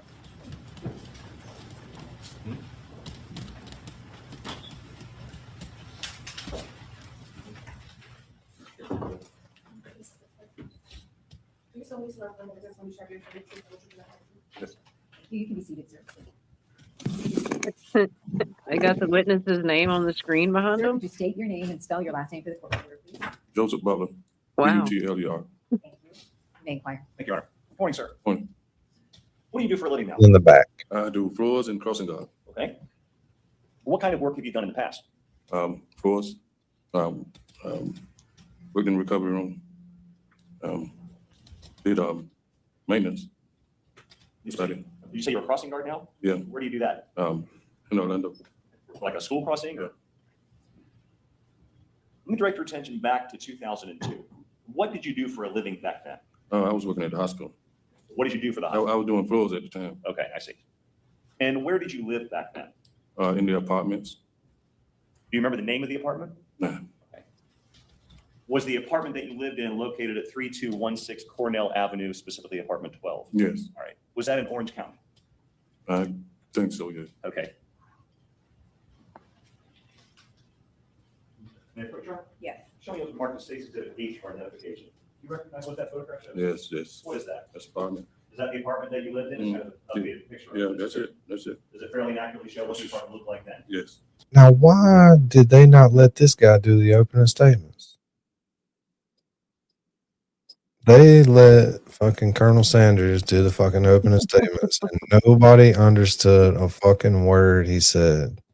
Because of how he talked or what he was saying. And this guy gets up, and it's like, well, where did he come from? You couldn't hear him because he was soft spoken. Is that what you said? An extra country, like you're from Florida. Oh, come on, Danny. You didn't understand him? No, It was too much. a lot. I'm telling you, he wasn't extra, but he just talked slow, walked away from the microphone. Nobody could hear him. Then this young guy gets up and is like, "Oh, well, that was kind of a good strategy, I guess." Yeah, great idea. If you don't have much of a case, that's a way to approach it. Yeah, I guess. It just shocked everybody, including me. Like, wow, you had this guy at the fucking table and he didn't do the opening statements. Florida, man. 7. Any objection? It will be admitted as state 7. May. Okay. Is this the apartment that I just showed you? Mm-hmm. Okay. Is that a yes? Yes. All right. How was this apartment complex set up? How many floors, first of all? Oh, and remember, in Florida, you get everything. It's Sunshine State. They don't hide evidence. You can get that shit as soon as it's like crazy. And some oranges with it. Oh, this is totally off topic, but did y'all hear this morning that Letitia Stout's case got overturned? Yeah, new trial. Yeah. I haven't heard details. I didn't get to watch Laura Knows breakdown, but I'm assuming something happened with legal issues. Yeah, Yes. there was a family member that was working on the prosecution side that was attached to a juror. Dang, man. That trial was rough. I hate that family has to go through that again. It's going to be the same result. It will be, but I mean, having to look at all those pictures again, it just reminded me of him because of the Florida connection, but that's horrible. But did the juror relationship have any, like, did they have any, like, conversations about what's going on in the trial and something? Or do they just know each other? Well, during a voir dire, you have to disclose if you know anyone on the prosecution side. So if they didn't disclose it, that could be grounds for a mistrial. They did disclose it, and or at least it was found out during the trial, and there was an objection mounted, but it was never. It was overruled, and the appeals court is actually whom heard that objection and overturned it based on that. Wow, insane. It's Lubin's birthday, everybody. Say happy birthday to Happy Lubin. birthday, Lubin. Happy Yay. birthday. Damn, Mary B. Everybody. Second floor. If Janine was here, she'd sing. Or Petty, they were our singers. Yeah, sorry. Not me. We see a couple entrances. How many entrances were there to get into the main apartment complex? Well, 2, I think. Okay. And are those below like the lights that we see above by the roof? Yes. All right. Now, if you come in there, there's just one entrance in there going in there. There's no upstairs and downstairs. And if you walk into the main entrance, which is a stairwell, how many apartments are on the first floor that you can access from that main entrance? On the first floor? Yes, sir. 2. Okay. And if you walk up the stairs, how many apartments are on the top floor? 2. Thank you Where so was much. your apartment number 12, located? Upstairs on the right. And who did you live there with at the time? My wife and What's her name? Joyce Butler. What did she do back in 2002? She worked at the hospital. Did you know a woman named Teresa Green? That was my neighbor. May I approach her? Show you what the mark states to the eye for identification. Do you recognize the person in that photograph? Yes. Who is that? Sorry? You must be. I told you better. You have a medical issue with your feet? Yeah. You doing okay? Yeah, I'm all right. Go ahead. Okay. Who is in this photograph? Teresa. Does this fairly accurately show what she looked like back then? Yes. This time, statement move eye into evidence to states 8. I am upset that they had Colonel Sanders do the fucking opening statements, and this guy's running around the courtroom, energetic, loud. Yeah, they trying to not win, maybe? It's got to be a tactic. I don't know. It will be admitted as states 8. You may. Is this Miss Green we see in the photo here? Yes. Where did she live in relation to your apartment? Across the hall. So if you were in 12, was she in 11 right across? Yes. What did she do for a living? She worked at the hospital, but I just didn't never know what it really was. It appears that you worked at the hospital. Thank so you. your then wife instead of Miss Green. Did the people in this apartment complex, did a lot of them work in the hospital? Yes, most of them all. Do you ever remember Miss Green working in the labor and delivery department? I know I just see her there, yeah. Did you? Kind of looks like me and Lawlene are live in the courtroom. Look at that. You can argue, wait, and prosecute the case. We're in there. Looks like I might be in the You might judges. be the judge. Miss Yeah. Green, Sweet. by virtue of just her Make Lawlene the judge because she can answer all their questions. being your neighbor. Right. Been judged. Had you been in her apartment following the period of time that she went missing? When she went missing? Yes, after she went missing and after you found out that she had been killed. Yeah, I went in there. Her son came and got me. Did you see anything unusual in her apartment when you looked in there? Yeah, there's a big hole in the wall. Big hole in the wall. But I think Mary B is gone to the dark side. Stare Bear Vader. These are lies. I would never. Using R2 to pop corn. Popcorn. Where did the Darth Vader reference come from? What did I miss today? Nothing. Apparently, I'm just in space now. Yeah. Maybe with my cat's butt. That was a good one too. How long had you known Miss Green by the time she was killed? I don't have a known her. I haven't known her that long. Probably about 3 months, maybe 3 or 4 months, something like that. I don't know for sure. You mentioned her son. Did she have it? She had children? Yes. Do you know how many? I think 2 boys, as far as I know.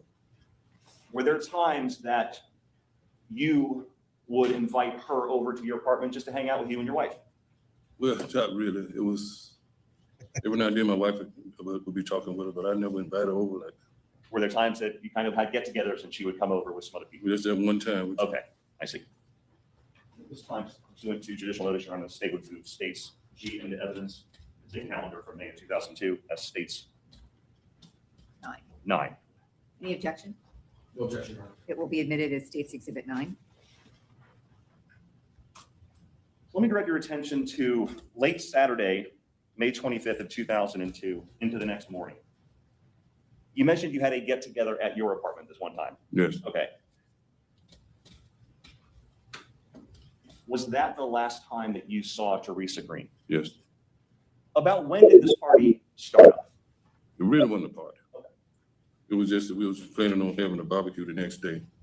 And she had got her drinks and everything. And she meaning who? She said she got drinks? Who got she got drinks. She just got drinks when we went to the store. Who got drinks? She did. Your mom, your wife, or my wife with no drinker. Okay, so Miss Green got drinks. Yeah. Okay. So when we went to the store and came back, she was already lit up. She had been drinking already. Oh, yeah. Okay. She was already. Where'd you guys Happy go? belated. Publix. Who'd you go with? Mars. What did you know Demorris by then? What was his name back then? Mike. All right. So you guys go and get the meat at Publix. You get back. Who was at your apartment? Yeah, he used that fake name, Mike Berry. Teresa and my wife. Okay. So at this point, is it the four of you kind of hanging out at the apartment barbecuing? Well, no, we went barbecuing. It was the next day. Okay, it was for the next day. We were just going to get the stuff for the next day. I understand. Who is Lisa Moore? Yes, I stepped out. All right.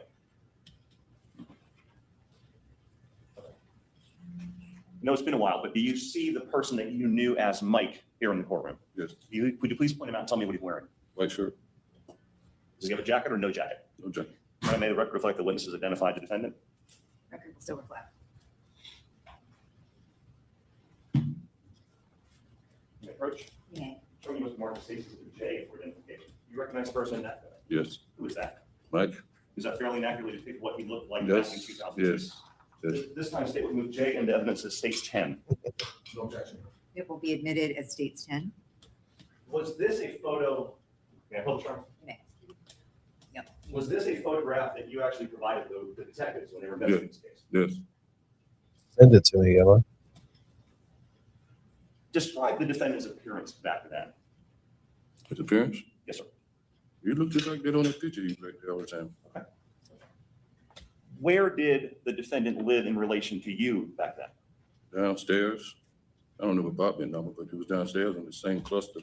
Okay, so it was like right down the same stairwell as yours? Mm-hmm. Is that a yes? Yes. Do you remember if his apartment number was 9? I'm not for sure about the apartment. Did the defendant work at the hospital with you guys? No. About how long have you known the defendant the night that this get-together happened? Well, no, probably about 3 weeks, a month. A relatively short time. Yeah. Did the defendant live in that apartment right downstairs alone or with anybody else? No. Did other people live in that apartment before he did? Yeah. Do you remember who? What's his name? No ass bitch. I think his name was. That's okay. Humphrey. Humphrey. It was Humphrey. Oh, God. Him and his girlfriend stayed there. So this get-together at your apartment, what was going on? I mean, what were you guys doing? Just hanging out? Yeah, well, when we got back, he was already about too drunk already. And we was just drinking and talking. And then, my wife had went to sleep and she came out and said she was too loud. So She was too loud? Yeah, and I turned the radio down and she said she come out again, she got to go home. Okay. And so she came out again because it was still too loud. So she told her, you had to go home. I said, okay, we'll do this tomorrow. All right. So Let me stop you there real quick. At the point where this party is shut down, had you been drinking? yeah, a little bit. Yeah. Okay. Yeah. Had Miss Green been drinking? You said she was Yes, pretty drunk? Mm-hmm. Okay. What about the defendant? Had he been drinking? No. Was Lisa Moore there as well at this time, your stepdaughter? No. At some point, did she arrive? Yeah. Why did your then wife, want the party to shut down? She had to go to work. Okay. So at about 2:30 or so, is this when the party basically is shut down by your wife? Yeah, was it that time? I don't know. But maybe. Okay, sometime in the early morning hours. Yes, yeah. Understood.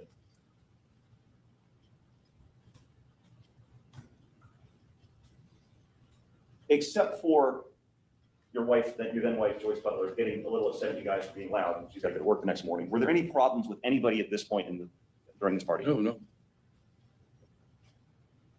So when your wife shuts the party down and you're basically telling everybody, look, we got to go. What happens between you and Teresa Green at that point? Oh, well, you got mad and slapped me. And I tapped her back. I didn't know to slap her. And then they tapped her and said, let's go home. Let's go do this tomorrow. And where'd you slap her? It's the same place she slapped me. Where? Right there in the face. Okay, so she slaps you in the face, you slap her back in the face, and collect her down. Yeah. Mm-hmm. A duel. Do you know what caused her to slap you in the face? Was there an argument? No argument. She just hauled off and slapped me. Okay. Did that happen inside your apartment or outside? Inside the apartment. I'm sorry? Inside. Inside, okay.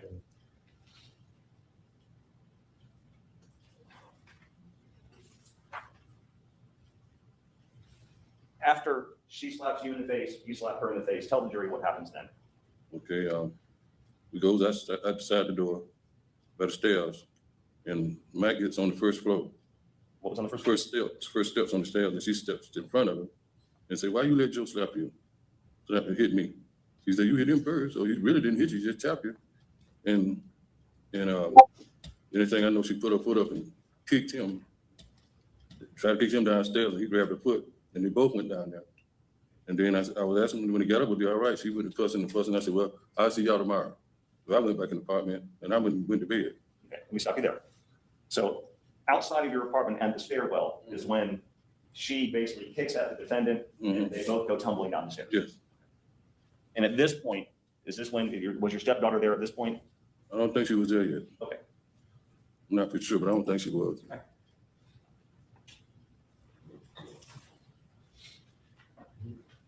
Mayor Charm? Some of you say it's a K for identification. Can you take a look at those two photos and tell me if you recognize what they show? Yeah.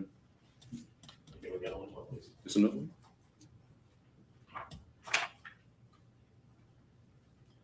I can't see the one. Oh, it's on the other side. Oh, yeah. Okay, do you recognize Yes, those photos? yes. What do they show generally? Hmm? What do they show? A rug. There's on there, like it's tore up. What area of the apartment or the building does that show? That's the top floor. Okay, is that the stairwell? Yeah. Okay. Do these fairly and accurately depict what the stairwell looked like? Yes. I know there's some paper down there. Mhm. That one, that wasn't there. Yeah, that wasn't it. Okay. At this time, state will move K into evidence to states 11, or yeah, 11. No objection, Your Honor.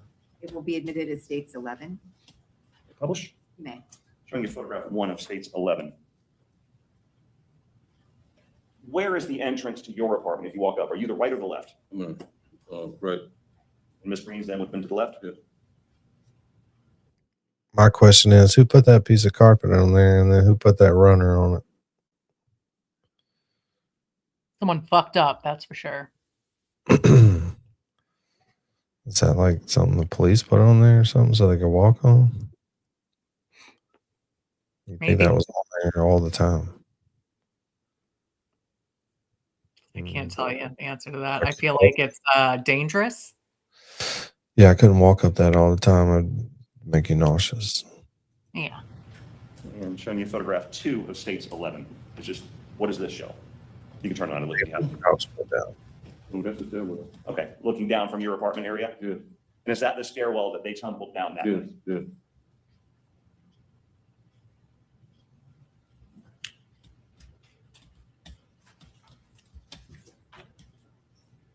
When they tumbled down the stairs, did they go all the way down to the bottom part? All the way to the bottom.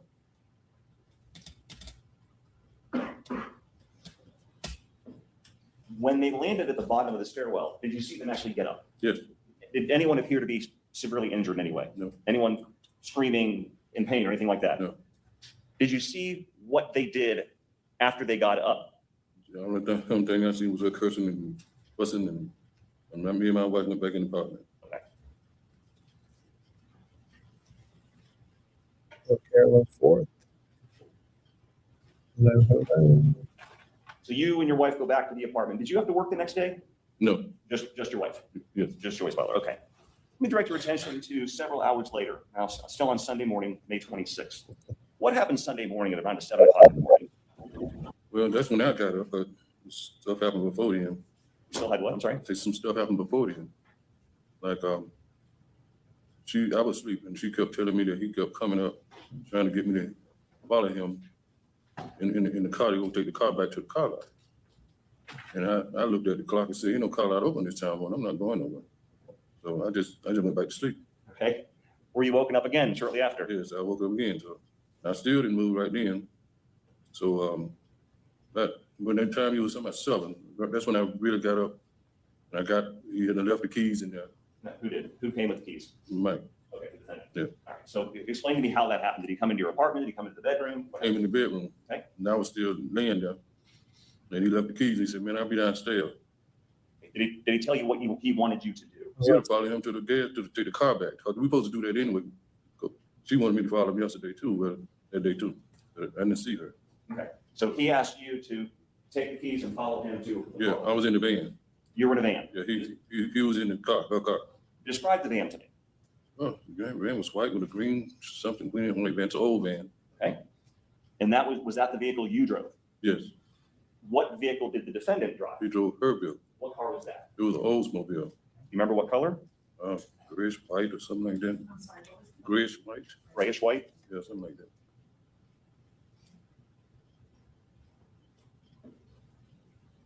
Did the defendant say anything about where Teresa Green was? No. Did you see Teresa Green at any time this morning? No.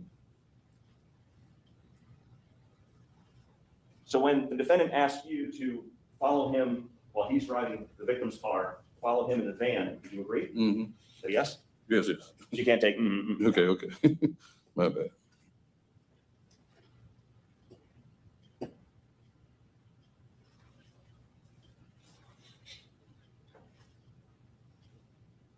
Was that van owned by the defendant? No. Okay.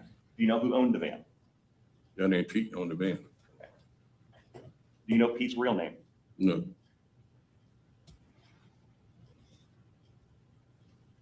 Did you ever know a man named Henry Fields? Henry? Yeah. Yeah. Henry Fields? Yeah. I think that's his last name. I'm sorry? No, not Henry. Oh, that's Humphrey. I know Humphrey, not Henry. Okay. So, to your knowledge, the defendant is driving Pete's white van? Yes. Understood. We're gonna get them goals. We got Had you ever seen the defendant drive Teresa before that day? No. I'll make it. Did you see anybody else in Miss Green's white Oldsmobile except for the defendant? Yeah, no, I couldn't see nobody. Where did you end up going following the defendant? Ended up in Sanford. And was the car lot in Sanford? Or was the car lot? I didn't know where the car lot was. I'm just following. You're just following. All right. So where did you end up in Sanford? At a Walgreens. How far away is this Walgreens from your apartment complex? Ooh. Well, then, that's a long way. It's at least 10 miles or more, maybe longer. Okay, approach her. Show me what the marking states to the L. Do you recognize the vehicle in that photograph? That's the vehicle. What is that? It's an Oldsmobile. Is that Miss Miss Green, vehicle? yeah, yes. Does this fairly inaccurately depict what her vehicle looked like back then? Yes. This time state with the L into evidence, it states 12. No objection, Your Honor. It will be admitted as states 12. Publish. Nay. Is this the photograph I just showed you? Yes, that's it. Okay.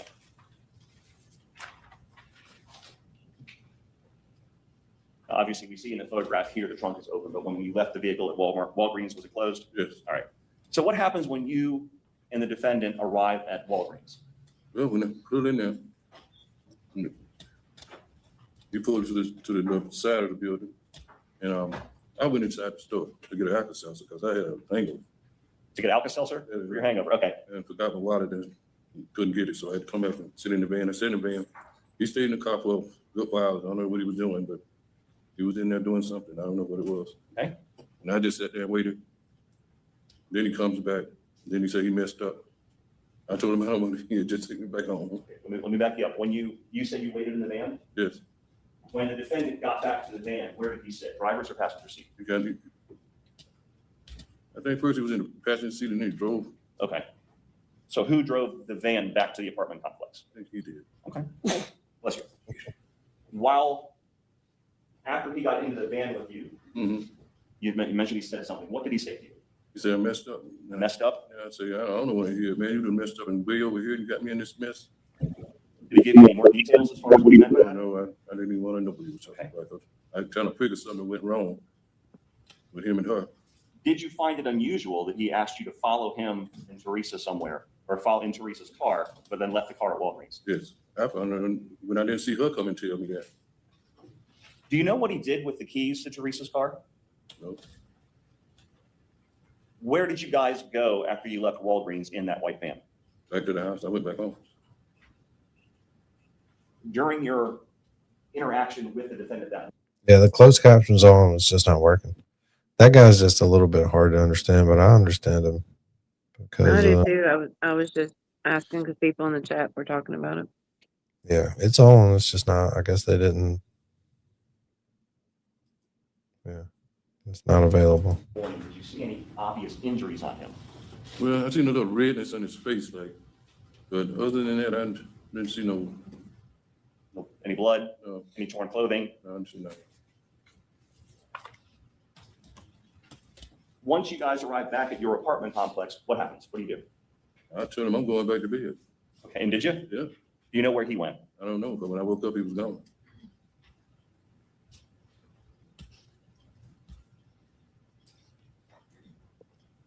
From the point that you left him at that apartment complex that morning after dropping Teresa Green's car off at Walgreens to today, have you seen him? Have I seen him? Nope. The next day, I believe it's Monday, the 27th, did you make contact with Teresa Green's son, Octavius? Yes.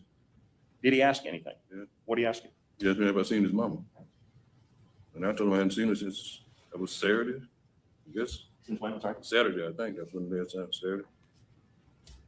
Did you give him, and did you tell him anything about the whole No. slapping thing? No. Was it significant to you to tell him that? No.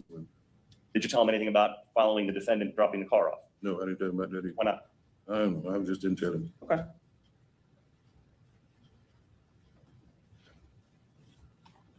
At some point that same Monday evening, did law enforcement come and interview you? Yes.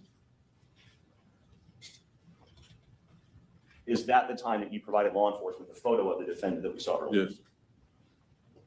Did they also ask permission to go into your apartment and look around and take photographs? Yeah. Did you allow them? Yeah.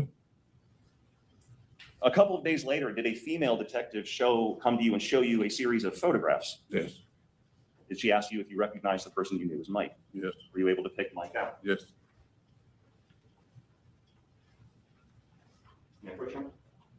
Show me what the North States exhibits. M as in Mary. You take a look at that exhibit and tell me if you recognize your signature. Yeah, that's right. And your initials. Yes. Is this a true, accurate copy of the document you filled out? Yes, yes, yes.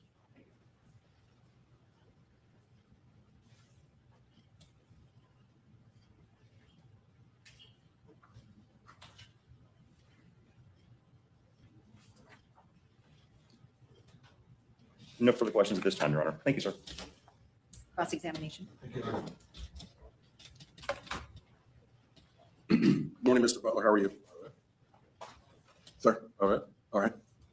All right. So I'm going to ask you some questions, and I'm going to try to pose the questions to you in such a way that you can easily answer yes or no. All right. Good. Now, I wanted to. I'm actually going to break that rule right from the start because I have some questions for you about the apartment complex where all this took place. The apartment complex where you lived and where Teresa Green lived was actually and they rented it out to a lot of employees, yes, presumably at a pretty decent price, I would guess. Yes. I would imagine too that as a condition of your living in these apartments that were owned by Florida Hospital, you had to abide by their rules. Yeah. So like, you couldn't be getting in trouble or getting arrested or anything like that, or else they'd throw you out of the apartment, throw you out of your job. Yes. So if you, your wife, and Teresa were all under this agreement or understanding about the apartment complex. Yeah. Right? Now, I can't really tell from the pictures that we've seen, but it looks like when you reach the top of the stairs, the doors are really, the doors to the apartment are really no wider than the hallway itself, correct? In other words, like you don't like get to the top of the stairs and then go down the hall to get to the door. The door's right there. Yeah, yes. It looks in the pictures that you could, with two hands, and I'm not a big guy, but I can touch both doors. You won't reach them. I'm sorry? You won't reach them. You won't reach them? A little bit further than me? Yeah. Okay. So I would suppose my reach might be 5 foot. Mm. 5 foot 7. I'm not a big guy. Probably you could touch both doors. With your hands. Maybe, but I don't think. You're a little taller than I am. Okay, so Miss Green lived in the apartment. You want a notice fun that fact? Little hallway, and that landing. Say it again. A fun fact is your arm's width is how tall you are. Yep. We used to put our hand on the ground in the wall, sideways, mark it, and then mark Yeah. your head If standing. anyone doubts me, try it. Did you hear the one about? Did you hear the one about nail beds and appendage girth? Not today. I just learned it on Jimmy's live the other night. Oh God. What is it? Apparently, You have we have nail those. beds? We have those big nail beds. You have a a thick appendage. So what does it say about women? I don't know. I mean, I guess it doesn't matter for us. But yeah, we were doing FMK, and he chose to F Jabril because of his nail beds. Oh, wow. So I love Jimmy. I can't keep up with everything, though. That's too much. Yeah, I've already got the redirect set to go to Jimmy's show after this in an hour. Sweet. So that's where we're going after we get done with this. I can listen tonight. Cool. Yeah. I kind of want to listen to this. I don't know why. So whatever. Hopefully people will come back in a little while. Would be probably like, let's say if we made this side of the podium the door to her apartment, where would your door be? Like if I'm moving over here, if you can see the distance between myself and the podium, where would your door be? About here or closer or further? My door? I'm sorry? My door? My door? Yes, your To her door? right, yeah. It's a little bit wider than that. I'm sorry? It's a little bit wider than that. A little bit wider than that? Yeah. Around here? Yeah. Okay. So pretty close. Yeah. And you know, we can't tell from these pictures, but would I be correct in assuming that the apartment, when you go in, like there's a wall in between both apartments, like you have a wall and she has a wall that separates your apartments from each other? In other words, like if you go in your apartment, there would have been a big wall over here that separated your apartment from her apartment, correct? I don't get you. In other words, all that space up there was all one big space, and then it was divided in half. Well, let me ask you this way: do you know if both apartments were about the same size? Yes, yes. Okay, so that whole space was divided roughly in half between both apartments. Somewhat like that. Yeah. Okay. All right. So now, and I want to remind you. I know this has been a really, really long time since this happened, and you've given a number of statements. Like, do you remember talking to the police the first time? It would have been really late at night, like after midnight. Yes. And then they came back and talked to you a second time. Yes. And then probably around 10 years ago, you were deposed by lawyers, not us, but you had to come in and give a testimony under oath, and you were asked a lot of questions about it. Yes. Do you remember that? Did you have the opportunity to read all that stuff before you came in here? Okay. And like I said, it's been a long time, about almost 24 years since this happened. All right, so on the night that you guys had this get together, Teresa Green, and you mentioned earlier. Well, they said what they're really trying to prove is he didn't do it like premeditated. It was a spur of the moment thing. So they obviously concede in the fact that he killed her. So it's just a matter of first versus second degree. yeah, that's what the defense attorney was arguing, is whether it was premeditated or not. So I think Meditation can form in an instant. everybody knows it's him. So just, I guess, is it going to make him, because if he gets the first degree, then that's going to make him like a serial killer. And he's going to get a shitload of time added on and the death penalty. He is in Florida. Under direct examination, that Teresa Green had been your neighbor for a couple of months. Yeah.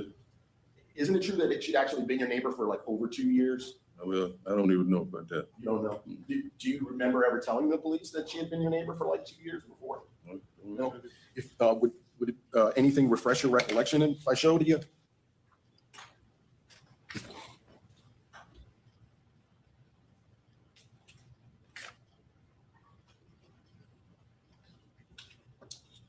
See if I can find it.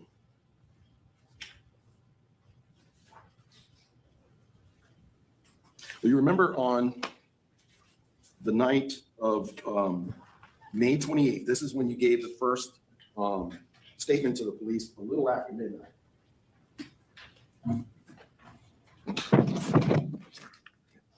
Okay, may I approach the witness, Your Honor?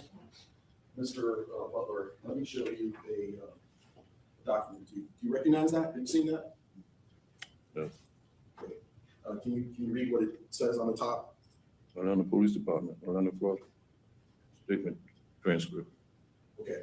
And so do you remember giving a statement to the police the very first night, late at night, about what had happened? Yeah. Okay. Do you remember being asked by Detective Philippucci, sorry, how long have you lived there in the apartment? And your answer was about 2.5 years. Do you remember that? No? And then the detective asked you, have you ever had the opportunity to meet Teresa Green? And you said yes. And then he asked you, how long have you known Teresa? And you said about 2 years since I've been. Well, maybe that's true. I don't know. Does that sound right? I don't know how long I've been there. I'm sorry? I said, I don't know how long I have been at that time. Okay. Well, but I mean, that's what you said. Yeah, that's what I said. Back in 2002. Okay. And do you remember describing your relationship with her and saying to the police that she was a good friend to you? Yeah. Is that a fair thing? And she was a nice person to you? Yes. Okay. So slapped him right up till she slapped him with one. Popped him. Then got on that sauce. Are you making stuff up now, or did that really happen? No, he already said that. She slapped him, and he turned around and he slapped the shit out of her back. They slapped each other. This witness. Yeah, this witness. Oh, okay. So she was on slapping spree. So their defense is using him as a possible suspect. I think the prosecution is using him for a damn, like, because he got in the car with him that next morning. It was like, I did something bad. That's what they wanted out of him. Yeah. That's and all. the moving of the car and leaving it there, which is obviously suspicious. Yeah, definitely. He's definitely guilty. Definitely guilty. was Mike. Had been living downstairs for just a little while, right? I think you said about 3 weeks. Yeah. You were aware that Mr. Hunter was seeing Miss Green romantically? No, it just surprised me that same day. They said they told you that? You know, when I seen them together, it surprised me that same day that when it happened. Okay. And is it fair to say that in the time that Mike, Mr. Hunter, lived there and that was known to you, you had never seen him ever be hostile or angry or strike Teresa or anything like that? No. As a matter of fact, on the night that this happened, there was no hostility between them. No. Right up until the sort of fight started between you and her. Yeah. Mike had never threatened her or hit her or been mean to her in any way. I know, because they just had got together some kind of way. I don't know. I'm sorry? I said they just had got together, so I never seen them do nothing with her. He said, how would I know? How would I know? They just got together out of nowhere. Attorney's trying to say that he would hear stuff through the walls because they were so closely connected and all that. The case is from 2002, I believe. The M happened then, but it doesn't sound like he was charged till later if this guy just did a deposition like 10 years ago. Yeah, they've put it off a long time. A long time. Right. Because he was in jail in 2003. For M already? No, for this. I think I don't know. We'll have to go back and look. I find that hard to believe. There was only 2 little stories on YouTube about it, so I'd have to look up, see what articles. Damn article. I was hoping, like normal, we'd get some of the info out of the opening statement. We got nada, nothing from the opening statements. Nothing. Yeah. And you mentioned that on the night that this happened, that it sounds like only you and Teresa were drinking, right? Yes. When you and Mike got back from Publix, you mentioned earlier that Teresa was already pretty drunk. Yeah. Do you remember what she was drinking? I don't even drink it. Captain Morgan. Captain Morgan, a rum? Yes. And do you know? Yeah, and he was previously in jail for another murder. In How California. I haven't even in California. I haven't even figured out how he got out. but previous to 2002 to commit this crime. But I'm sure we're going to find out. Just They not might from. not be able to mention it for prejudice in the jury. We didn't. I don't know. I don't think there was very much pretrial stuff because I looked it up and there was like nothing. 2 little news stories. And it's Florida, man. Never know what's going to happen in Florida. So, might get good. If it was a handle or just like a regular bottle. Regular bottle. I'm sorry? Regular bottle. A regular bottle. Yeah. She had drunk what? I don't know how much. You didn't know how much, but it was quite a bit. Yeah. And were you drinking the same thing that night? Yes. All right. Now, so at the time, you and Joyce had been married for how long? Do you recall? Yeah, Mike, a.k.a. Demorris Hunter. Yes.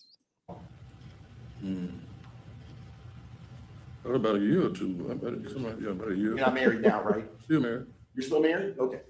All right. So the evening that this happens, you guys, your wife, Mr. Hunter, and Teresa Green were in your apartment. Mm-hmm. Is that a yes? Yes. Okay. And you're playing music. Yes. You have some kind of stereo or boombox or something along those lines. Yes. And Teresa your wife, Joyce Butler, goes to bed around 10 o'clock. Somewhere around there. So you had the party or this get together had been going on for a little while before she went to bed. Yes. But she didn't have anything to drink. No. Now you mentioned in your direct that you were pre-hungover the next morning to the extent that you tried going to the Walgreens to get some Alka-Seltzer for your hangover. No, this dude's been in jail 23 years already for this. I just can't understand being able to be, even if you waive a speedy trial. With all these moderators in here, surely one of them can look up an article. Or a timeline of this guy. Yeah. Because there are no videos of it. And the only pretrial shit was like jury selection. I mean, maybe not videos, just Google in general to get like a timeline. Yeah. There's so many mods. Surely one of them can do it. Not it. I'm not a mod and I'm on my phone. Not a mod. I'm not a mod. My wrench got taken. Take mine. Why? Because I don't want to be a mod. I don't know what to do with it. You're the one that said, give me a wrench.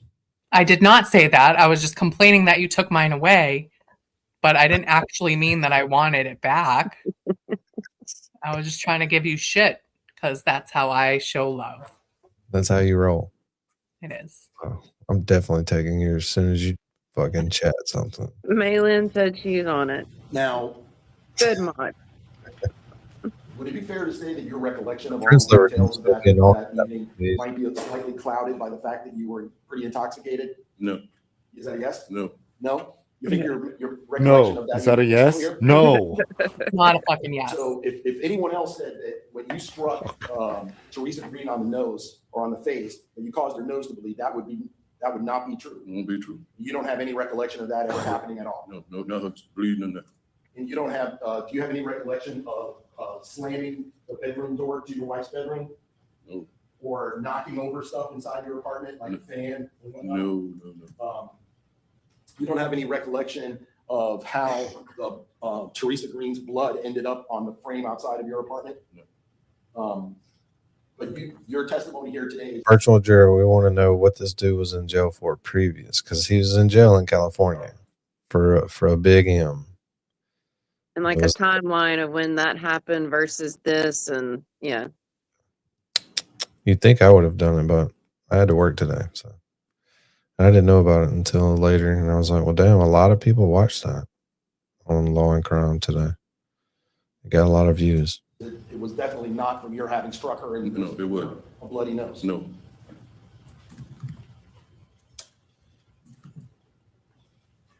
So your testimony here today is that Teresa Green, who was quite intoxicated, after she slapped you and you slapped her back, or tapped, as you said, slapped her back, she turned her wrath on Mr. Hunter. Is that correct? Yes. So she decided to take out her anger on him. Mm-hmm. Do you remember, do you have any recollection of Mr. Hunter trying to prevent her from attacking you? No. You don't have any recollection of that at all? I didn't have. So if anybody else said that, that would not be true either. That won't be true. You have no recollection of the two of you exchanging quite a few words, hostile words between you. I mean, you and Teresa Green on that meeting. No. No, it was just a random slap for no apparent reason at all. Yes.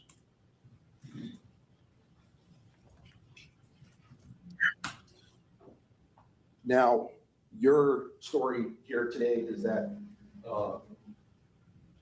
Teresa Green was on the landing outside of your apartment. Mm-hmm. Is that correct? Mm-hmm. And then she was in a struggle with Mr. Hunter. No, she wasn't struggling yet. She was. So he got away with it for 12 years. But how did he get out for the other one in California? Unless he was in jail already for the other one and they couldn't charge him with this one. Because it sounds like this one started coming together around 10 years ago. But they had to have known that since 2002 because this guy told the police this stuff. But they could have been investigating this guy as well. Just usually the depositions like that are around the time when charges crank up.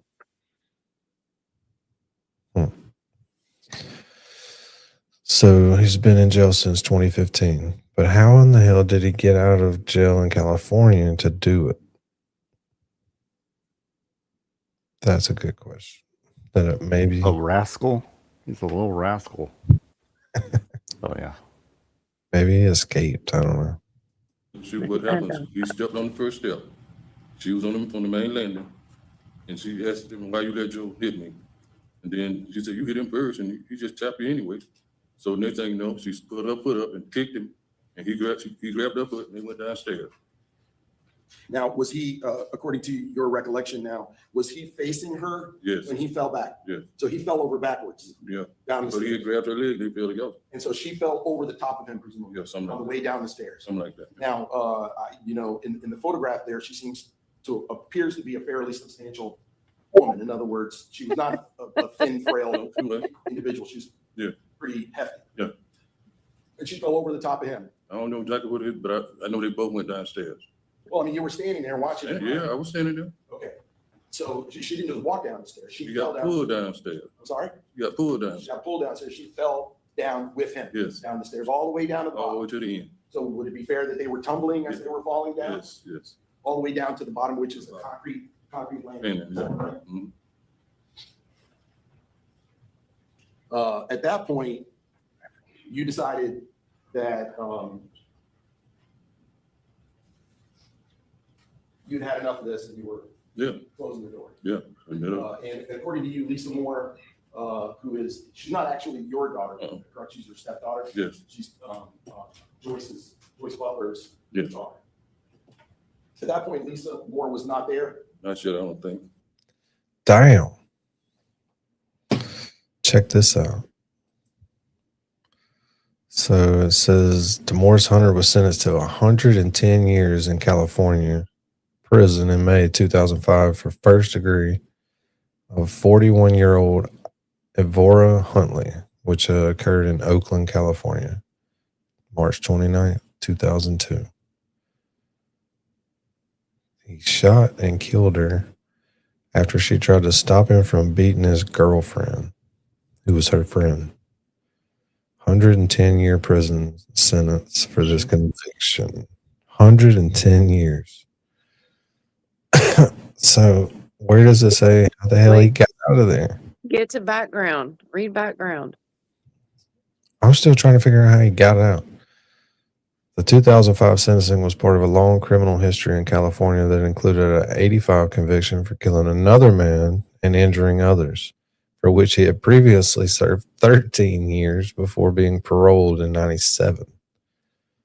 Hunter was later indicted for a 2002 murder, Teresa Green, and as of April 2026, a standing trial in Orange County where he faces the death penalty. And you have the question of how and when he got out, but also that M in California occurred March 29th of 2002. All right, so When he was was this in the one? other one, like he served his 13 on the other one and got out before this. Then he went for the other one in 03, right? Both of these are 02. California and Florida, from what you're telling me. So he Yes. must not have been caught on this one when he committed this other one in Florida. So whoever got him first got him for 15 years, and then they were like, all right, to make sure he don't serve nothing and get out, we'll just throw this one on there after a while. That way he can't get out. When did this one in Florida happen in 2002? Like what month?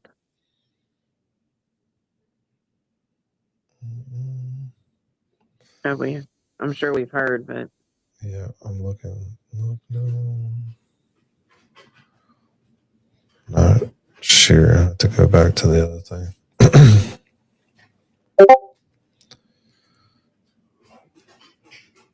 Hold on. Sorry.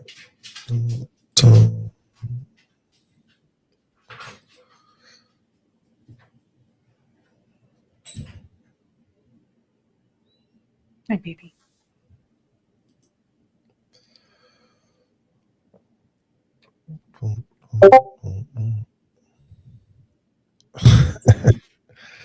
Sorry. Trying to read through this. So in 2002, he was using an alias, Michael Berry. That's why this dude called him Mike. Oh. And after the Florida murder, he fled the state and was eventually captured in Texas in 2004, which led to his extradition to California for the crimes he committed there. I'm just curious how long before he committed this M in Florida had he committed the M in California? Because both were over an instance where there was a fight involving another woman, and it just sounds kind of like his MO. She was found. Sounds like a guy that needs to not be in the public. Green was found in May 2002. Which one? And Green was. And the other one, Huntley, was March 29th, 2002. So he literally had just left California and committed another M in another state. Insane. And didn't get caught until 2004 in Houston. Yep. And you said that's where he burned the vehicle? I guess that's where he burned the van. Is on the other side of Houston. On some line somewhere. I can't remember. Not very smart. No, it's definitely him. But he was on a rampage. So probably should have got him earlier. Hi, is Joe Walsh asking if Dean's still single? If I missed. She needs to know who's single out there, she asks. Pretty Things free. aren't panning out, Walter. Just in case, Walter, you know, like you can't count on anyone. Yep. Let's see. All right, let's go back to this. Since we need an actual timeline of his events of his life. See how long this has been going on with like his full rap sheet. At least since 85, apparently. Yeah. Yeah. It's a long time. You gotta like prison to be facing that much time and then do something like this. It could get you right back in there. Like, no thanks. Nope. Well, if he thought he got away with it in California, he's probably more brazen in Florida. Yeah. Especially then. Okay. So she wouldn't have seen that. That was Joyce. I'm sorry? Joyce would have seen that. Joyce would have seen it. Yeah.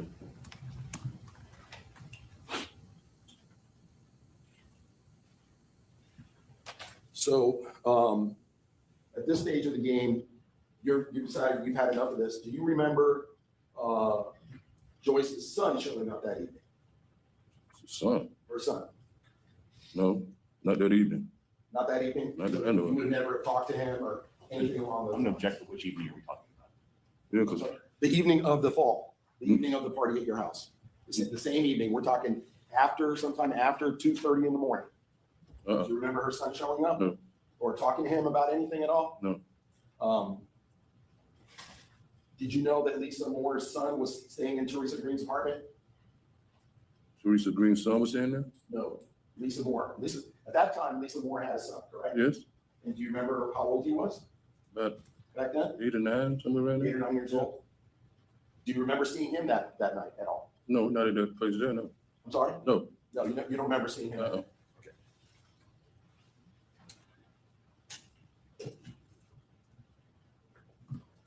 So after you close the door on this whole scene, did you go immediately to bed? Yes. No, I took another drink and then I went to bed. You had another drink? Yeah. And then you went to bed? Yeah. When you went to bed, or in the course of your having a drink, presumably that took you more than a few minutes, Mm-hmm. right? You weren't just doing shots, right? No. So you took your time, you had a drink, and then you decided to go to bed. Now, while you were in your apartment, after you had closed the door, basically decided you didn't want to hear anything more about this, and you were having a drink and then went to bed, it would be fair to say you didn't hear anything coming from Teresa's apartment, any noise coming from Teresa's apartment, any yelling or anything like that, No. anything that would have alerted you. No. I You heard. didn't hear a crash, No. like a loud bang, No. something like a piece of furniture falling over or someone being smashed into a wall. You never heard that. No. So you had no reason to go check on the apartment at all. No.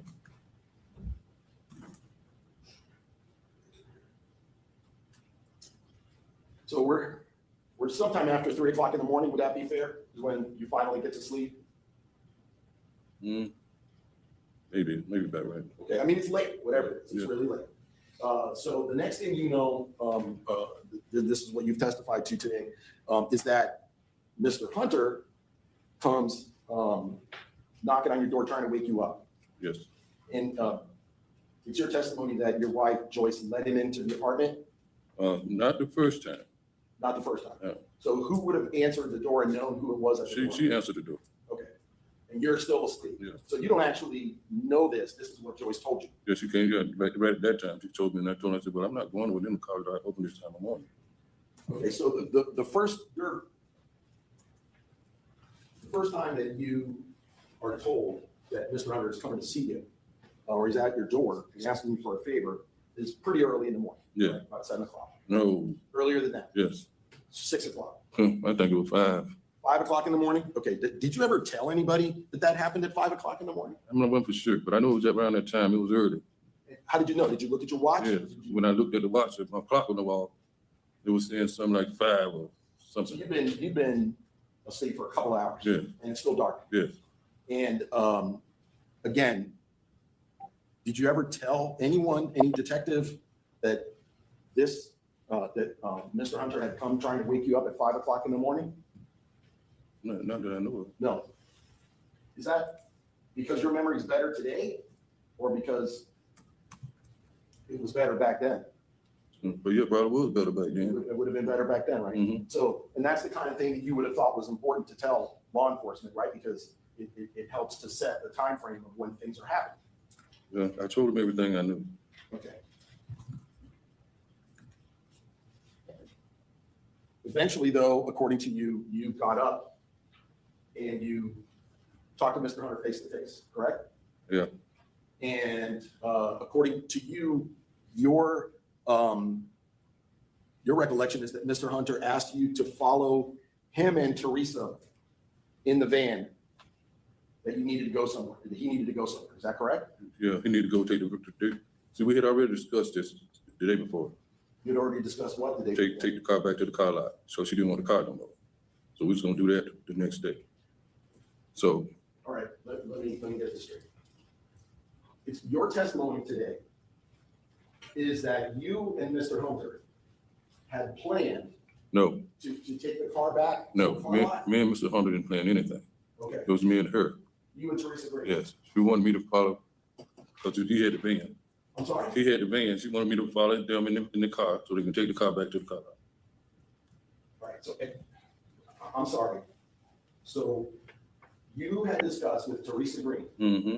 that she was going to take the car back to a car lot Yes. and that she needed you to follow her in the van, Mm-hmm. and that you were going to give her a ride back from this car lot. Yes. Now, I'm assuming when you say car lot, that you mean like a used car lot. I'm guessing that she had bought, according to you, she had bought this car from a used car lot and was not able to make the payments or something and was giving it back. I have no idea what she had doing with the car, but she wanted to take it back. That's all I know. She wanted to take it back.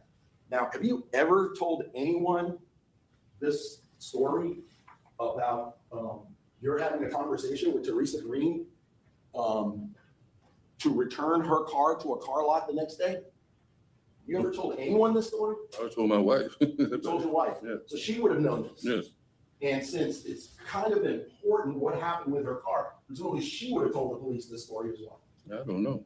Now, when you talked to the police once and then twice, and then you were deposed by attorneys before us, you never told anyone this story about you and Teresa Green taking a car back to a car lot. Isn't that correct? Yeah. So this is the first time that you've told anyone about this. Probably is, yes.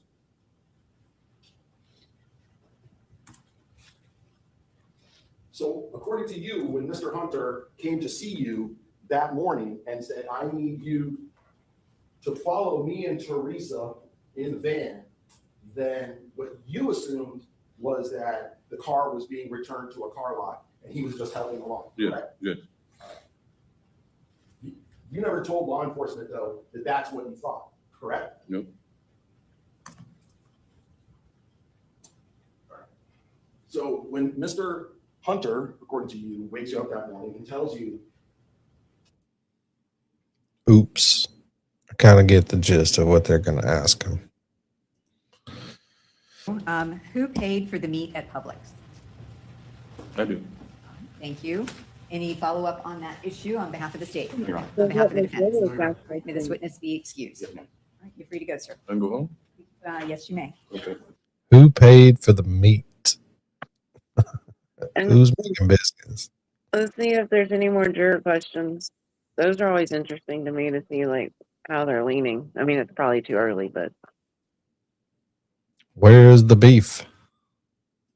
it probably wasn't a good idea for him to act so like surprised that he's getting to go home if they're trying to paint him as an accomplice or a suspect. I did it. I tricked you.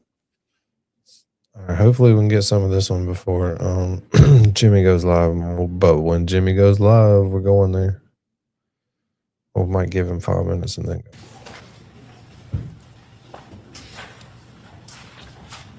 State, you may call your next witness. State called Lisa Moore.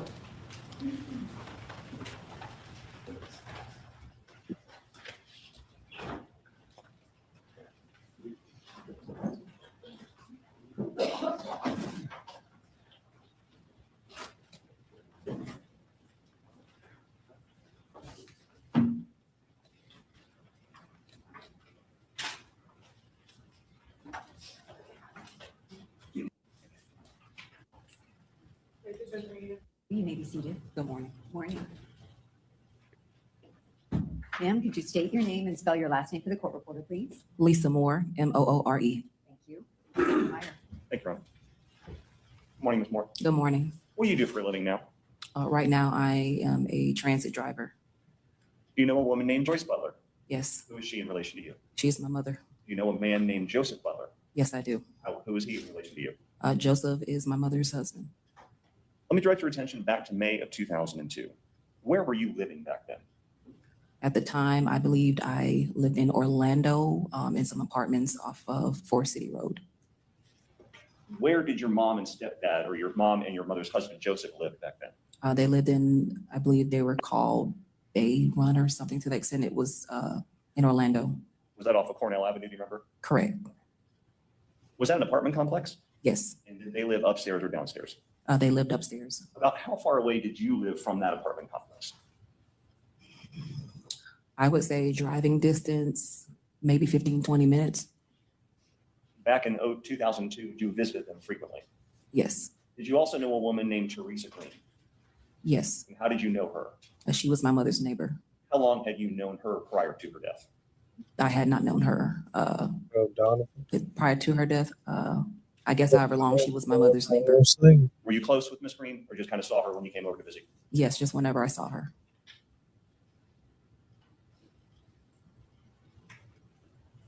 Had you been in her apartment around the time that she was murdered? I can't say that I have, and can't say that I didn't. I don't recall. Let me direct your attention to Saturday evening, May 25th, 2002, into the early morning hours of Sunday, May 26th. Was there some kind of a get-together at your mom's apartment that evening into the next morning? Yes. And do you remember what the purpose of that get-together was? I'm thinking just a friends gathering, kind of music. Did you go to that apartment during that get-together at some point? At some point, yes, I did. And when you arrived, who was there? My mother, Joseph, Miss Green, and Mr. Hunter. What did you know Mr. Hunter as back then? What name? Oh, we knew him as Mike. I know it's been many years, but do you see Mr. Hunter or Mike in the courtroom here today? I do. Can you please point him out and tell me what he's wearing and where he's sitting? White shirt, glasses, Does he have a jacket on or no jacket? no jacket. May the record reflect the witnesses identified the defendant. The record will still reflect. I'm showing you what's been introduced is into evidence as states 10. I don't know if you can see it on your screen, might be behind you. Yes, Do you recognize the person in that photo? yes, Who's that? Mr. Hunter.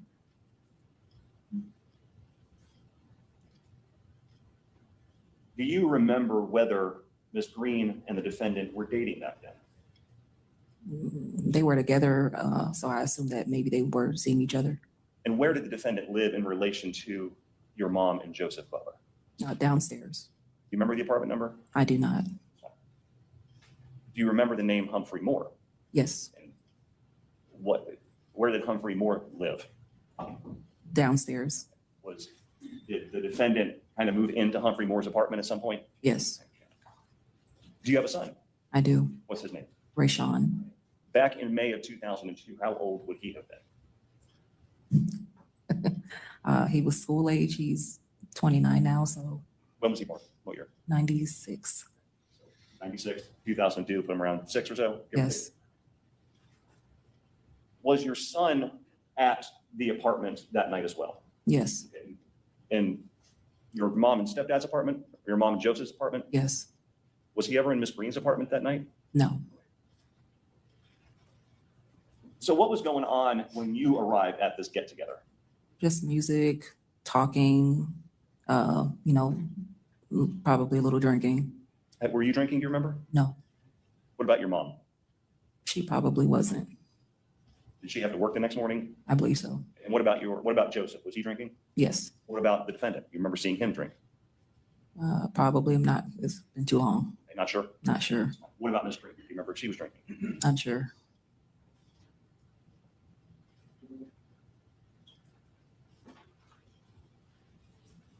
What was your mom doing during this get together since she had to work the next morning? I believe at some point in time she was probably headed to the room to go to sleep. At some point, did your mom kind of get upset and say, hey, I gotta get up the next morning, we need to shut this down? Yes. Okay, what happened at that point? Her just coming out asking, can we just go ahead and turn the music down? Maybe wanting to wrap things up, because she had to go to work. It's what I can remember thus far. Did that make Joseph a little mad? I believe it did. Okay. At some point before everybody left, still inside the apartment, did anything physical happen between Joseph and Miss Green? I believe so, yes. What do you remember happening? Some type of argument about what, I'm not sure. And I believe there was a hit in the face. You remember who hit who? I believe it was Miss Green hitting Joseph. Remember Joseph hitting her back? I don't. If that could have happened, would you disagree with that? No. Could have happened? It could have. Do you remember anything going on or anything that was said between Teresa Green and Joseph that caused this to happen? I don't remember. What happened after this slapping incident? More arguing and, let's everybody getting ready to leave out of the apartment. Did Teresa Green and the defendant walk out to the stairwell? Yes, they end up leaving. And what happened at the stairwell? More disagreement between the two of them, and at some point they fell down the stairs. Disagreement between the two of who?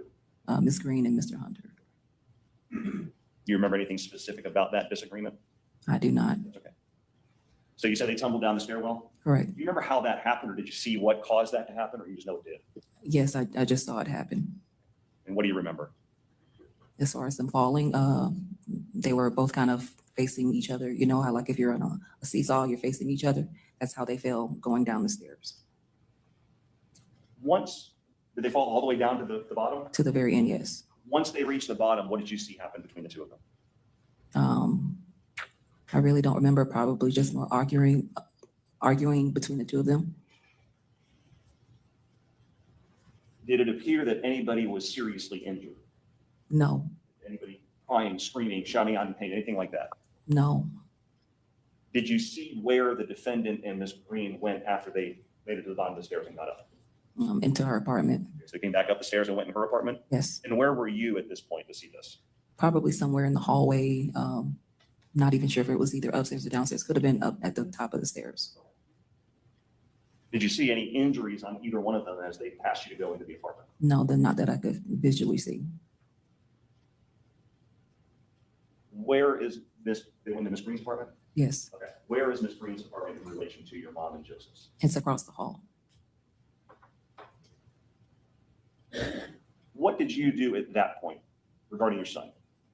I did go put him downstairs into the car. Where'd you get him from? I believe he was probably in one of the other bedrooms. Of your mom and Joseph's apartment? Yes. Okay. So you go in there, you get your son, and you take him where? Downstairs to the car. As you were doing that, could you hear anything coming from Teresa Green's apartment? At some point in time, I did hear a little, some words being said, coming from the door. From behind the door? Correct. From inside the apartment? Correct. Could you tell who, I'm assuming the voice was raised, wasn't it? Mhm. Is that a yes? Yes, I'm sorry. Okay. Could you tell whose voice you heard? Was it the defendant's or Teresa's or both? I don't remember. It could have been both. After putting your son in the car, what did you do? I was attempting to go back to my mother's apartment. Joseph was still upset, said some things to me. I don't know if I was attempting to make a phone call or something. I was just concerned about my mother, so that's why I was going back up to mainly check on her. You wanted to use the phone? Yes. I'm I assuming think I think my phone had died, or I can't remember what the issue was. back in 02, did you even have a cell phone? I don't even remember. Maybe a pager or something. It's been too long. I don't Okay. recall. Were you able to ever go in your mom and Joseph's apartment to use the phone? No. Okay. Who'd you want to call? I was attempting to call my brother. Why? I wanted him to come and stop by just to make sure everything was okay with my mother, because again, Joseph was still upset. I just wanted to make sure that her well-being was okay and that he didn't take his frustration or anger out on her. After you tried to get into the apartment to use the phone, did you knock on Teresa Green's door? Yes. What happened? Mr. Hunter came to the door. I'd asked, could I use the phone? And suggested I didn't come in, I guess, because, she was, calming down. That's what the defendant told you? Correct. Something to that extent. Again, it's been years. Did you see Miss Green anywhere at that point? No, Were you able to go inside the apartment? no, Did he kind of like open the door and just talk you through the doorway? correct.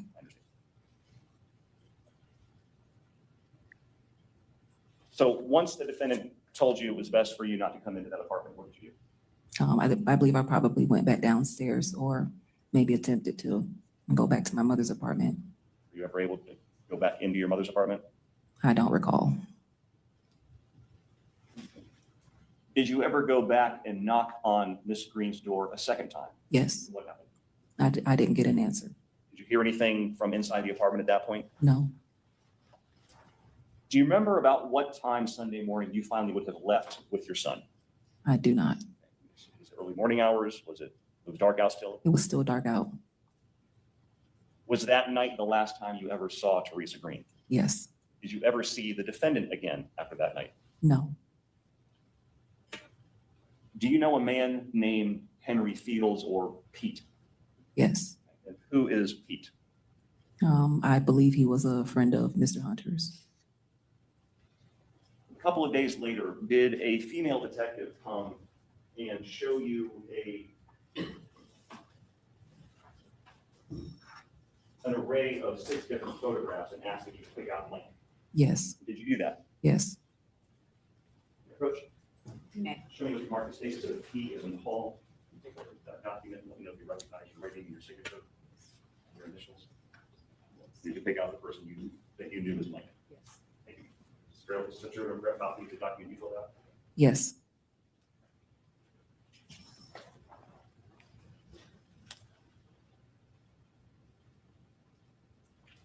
No more questions. Thank you. Thank you, Your Honor.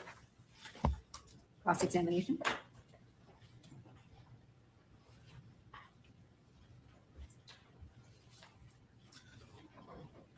Good morning, Ms. Moore. Good morning. Do you also go by the name Lisa Moore Turner? Or is that, I'd seen your name listed that way, so I didn't know.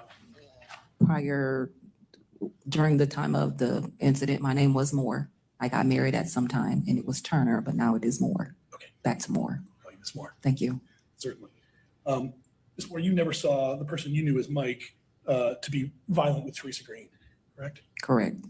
And you did see Teresa Green verbally and physically argue with other men that she had in her life. Objection, Your Honor. Relevance. I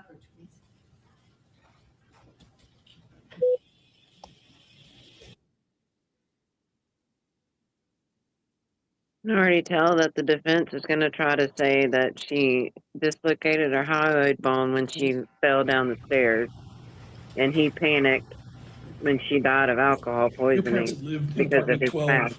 for about 2 years at the time of this incident? I'm sorry, can you repeat that? Yeah. Your mother and your stepfather had lived in apartment 12 for about 2 years at the time of this incident in May of 2002. Yes.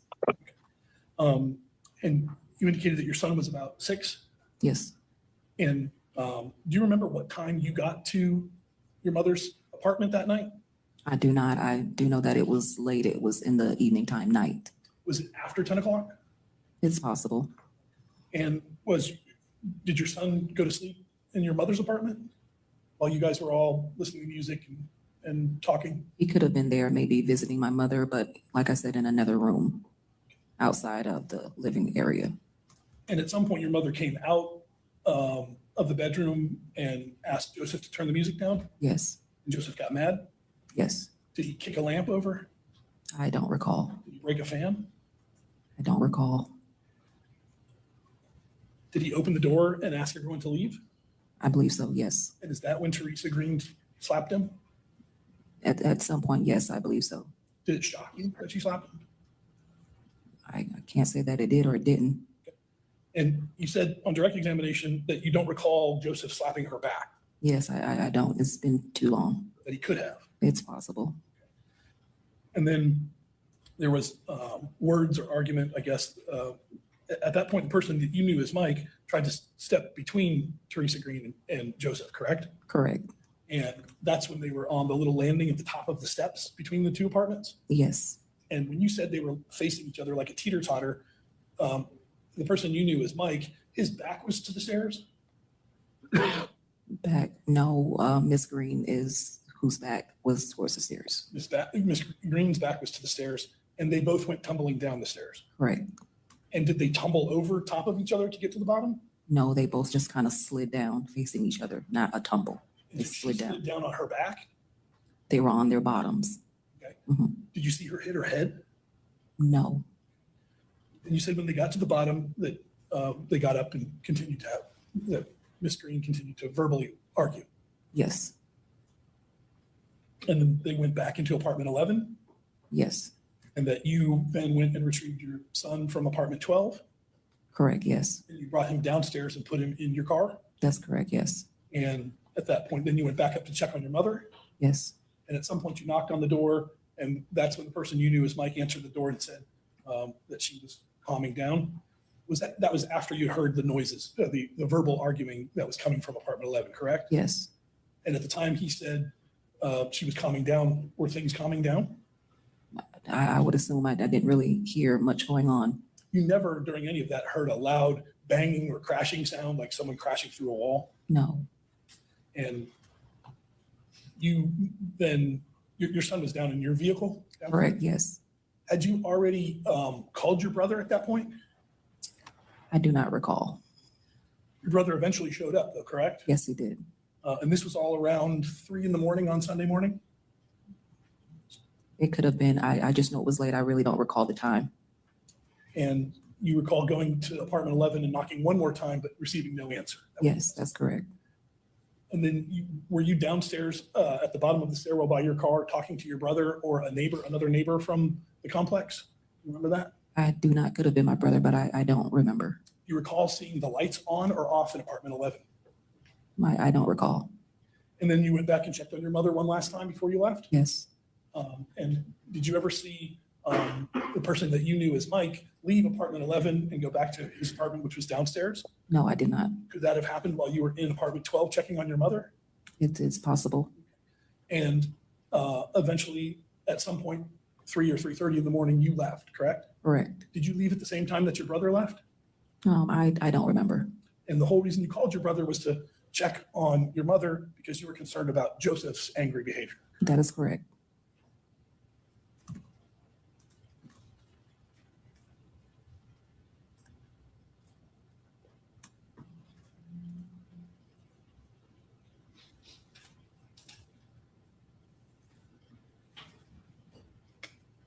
If I may have just a moment. You've already taken at least one moment. Speed it up, fucker. He's not doing Joseph any favors for sure.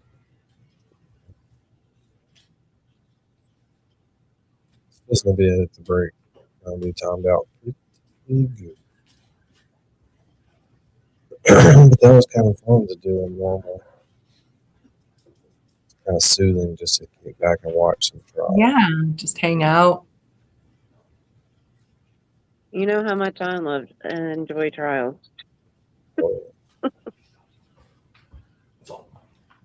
Thank you. Any Yes, regrets? it is. May this witness be excused. Any questions from the jury? None. You are free to go now. Thank you.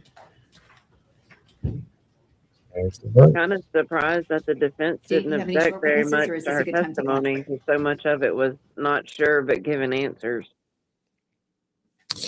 Yeah, but she really didn't put a lot towards either side.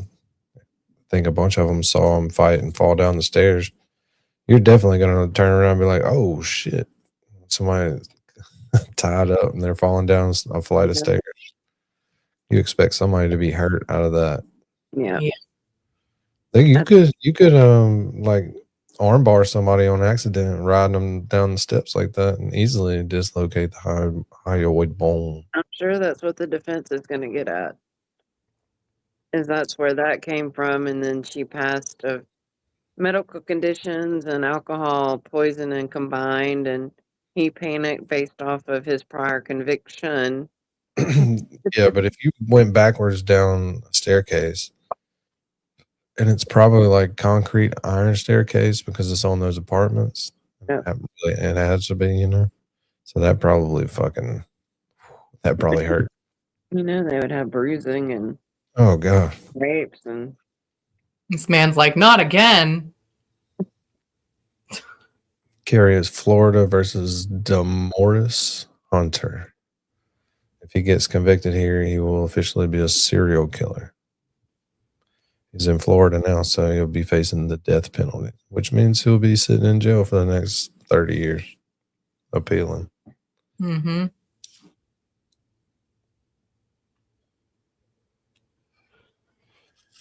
Which he's been in jail since 2015. And then COVID stopped it, like 5 years. That's a long time. I think that happens a lot in Florida, though. the backlog of cases in Florida. If the courts stop, I mean, it's going to take a while to catch back up. Yeah, Right. they're Florida has that special flavor of fucking psycho. I don't watch It's Florida, man. I love the Florida shit. It's a show called It's Florida, man. No, I haven't seen that. Oh my god, look it up. That's a really good show. It's like I remember there was a viral thing once that said, like, search Florida man and your birthday, and like something will come up, like some crazy story. That something's always happening in Florida. Yeah. That'd be crazy. Okay, Yeah. everybody do it real quick. Yeah, I did it and something came up. Yeah, it's Florida, man. They got a bunch of good actors that reenact the little stories. It's just different weird ass stories. And it's really good actors and actresses, though. You wouldn't think it would be those people. It's fucking hilarious. It's worth I like watching. it. That's a great idea for a show. I wouldn't tell you if it was shitty. But it's pretty good. Episodes are short. You like it. Let's see. We got 3 minutes till Jimmy kicks off. Can we, just a suggestion, but when I watched TV this morning, because I didn't get to watch last night, he said he was going to play Emily C's latest video, but then he got sidetracked on Super Chats. Can we play that, or is it too long? No, send it to me. How long is it? I don't know. I just heard someone in the Super Chats requested that he play it, something about the House Defendants video that she made. Let's see.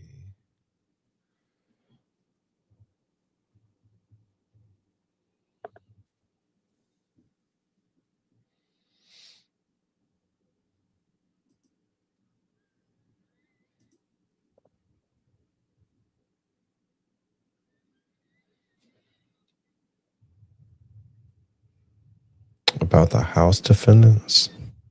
Almost positive that's what they said in the Super Chat.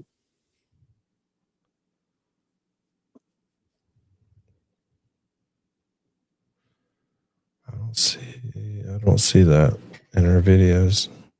Let's try to find something for next time then. Let me check out the shorts. No. The one I see. watched of her, Justin Alain breakdown was funny.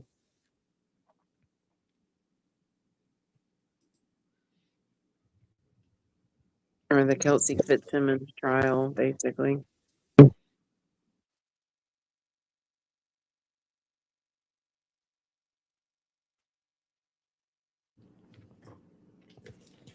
Yeah, I don't see it. I can't wait till TV has a hearing Wednesday. The tea on that. That's this Wednesday? Yeah, the 8th. I wonder if we have any boots on the ground down there. I can't I'm make sure it. people will show up, but he specifically was not asking, to give her any fuel for her fire. Yeah, no confetti. No, I hadn't seen Fervent's new video. And I didn't play any music earlier. We just got right into it. It was too much stuff. Like old school Rat House or True Crime Social. That was fun. Tina and J7 are going. Yeah. Who is? I missed that. Where is that? Who's going? Erica, Dina, and J7. Oh, Joy, I'm so excited. Oh, are you posting it now? Can I wait and play that? Debut. Do we have a recovery video of Mary B? I don't know. I think I know what it is, but I don't want to assume. No, it's not a funny video of Mary B. Your scooter one's hilarious. I know it is. It's very funny. Yeah, so I'm just let the intros and shit play. Jimmy's got more people waiting for his show than I got watching mine. Still a good raid. Oh yeah, we're gonna have a good raid here in a minute. But until we go, I guess we can listen to some music. You got super chats to read? Yeah, we gotta do that.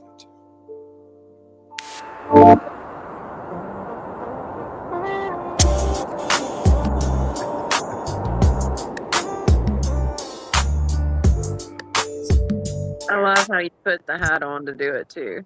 That's bright. Down Main, it's a clear night, screens glowing blue, got the facts in my headlights, Commonwealth tripping, but the truth stay calm. Yeah, because someone told me to put on the hat and like race around my kitchen in my scooter, but I was very scared still at that point in time. Oh, that made it. Scooter Scooter had too much speed for you. Yeah, I wasn't in the boot yet, and I was worried about breaking it again. Yeah. Now you're popping wheelies on that kitchen floor, huh? Oh hell yeah, dude! All right. She's definitely popping wheelies. I got All good right. Let's read these bad boys real quick. I appreciate people hanging out because Melanie Little went live right there when we were getting going good. So I appreciate the rest of Melanie Little. Never heard of her. I know. Well, lots of people have if you haven't. Thunder says, let's get the party started. Winks, big 5 spot. Appreciate it. That was fun. That was a lot of fun. Angel Baby. Happy birthday, Lubes. Genuine. Happy born day, Lubes. Dean gifted 50. Dean got paid. Yeah. Dean gifted 50. Got my I didn't cut. even see him in the chat. Yeah. Fearless Farm Girl. Happy birthday, Leuven. Member for 3 months. Mary B's hair is shining. What's her secret weapon? Wash it. That's what she In said. other words, Luella needs to wash her hair. Regular RN. Happy Monday. Thank goodness it's over. For real. I don't know. It was nice here. Kind of overcast, like 70 degrees, 50 when I woke up. I was like, oh shit, I like that.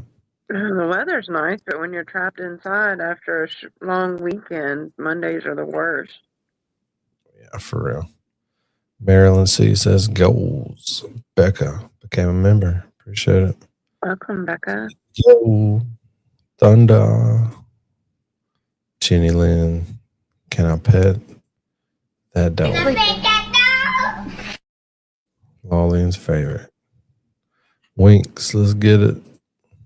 Becca. To keep the chat rat cult going. That's what it does. Appreciate Thank you, it. Becca. Appreciate it. All of this shit costs money. More money than you would think. Tens of millions of dollars. It's crazy. All right, let's go see what Jimmy's doing. Let me look and see. What's the plan? Are you going to try to do this trial each day or what? Well, tomorrow we'll probably pregame if I get home in time. And then Wednesday, sure. Just watch some of it. Get after it. On high speed. I don't think it's going to take very long to get through this trial. There can't be a ton of witnesses. Yeah, that's what I was about to ask. Any idea how long it's projected to go? Yeah, it's gonna be Yeah. like, hey, what happened? I don't know. It was friggin' 24 years ago. Jesus. Well, somebody in the chat said that DNA like solved it recently, so I'm interested to hear that part. Yeah. So here's a preview of later on that day in court. So that's their Zoom screen too. I bet she's loud. Yeah. That's probably why so many people are watching it. And she's at home too, so it's not like being in court. So I bet she's gonna get up in it. She'll be like that Johnny Depp. In his car. Yeah, like smoking. Like vaping off the side. It's like, we can see what you're doing, buddy. Yeah, so tomorrow I guess we can. If I get home in time, we'll just do some more court. Since Turtle Boy's going Wednesday. Sounds like a plan. I thought he said he was going Wednesday, but I wasn't certain. Yeah, I didn't see it. And we skimmed through a bunch of it just to get to the purple Kool-Aid info. What was that? Because I didn't get to watch the beginning of the show tonight. He got suspended for from YouTube for like probably like a hate speech strike or something. Someone whining. Yeah, being reported a lot. Appreciate it, Garth. Thank you, Garth. Yeah, Garth's pictures of the boats in Discord is cool. I love those. Apparently, he's going to be posting his nail beds in there based off the chat earlier. Oh boy. All right, we're finna go. Say goodbye to your friends. Bye, friends. Bye, everybody. Happy birthday, Thank you Ruben. again. Happy birthday. Thank you. Happy birthday, Low Bunny. Let's do this one. Y'all like this outro. All right. I appreciate you guys hanging out, especially against the big dogs. It's nice to have a decent little crowd when the big dog Law Tobas is on. So thank We y'all. were with the big dog. What are you talking about? Yeah, I wish. We will be one day. We're climbing one at a time. One wrong at a time. We're getting close to 8,000 subs. I mean, look. Never would have thought that. I know, seriously. We're like, maybe we can get 200. I was thinking back to like the 30s when we used to have 30 and be excited. 87 more. If we get this baby up to 87, we'll be at 8,000. Nice. Yep. So We never know who this trial might bring. maybe it'll bring 87 people. All right. We'll see y'all later. We're headed to Jimmy's after the outro. Check out the outro. Here we go. The click of the door, shoes on the floor, body going heavy, brain craving more, sinking to the cushions, gravity taking over, eyes fixed on the ceiling, a slow motion spin, colors in the corners, waving as they pass by, thoughts stretching, time like glass. I have this dream stuck in my head, like a movie in my pillow, playing again. Every little scene melting me instead. Yeah, this dream is stuck in my head. In my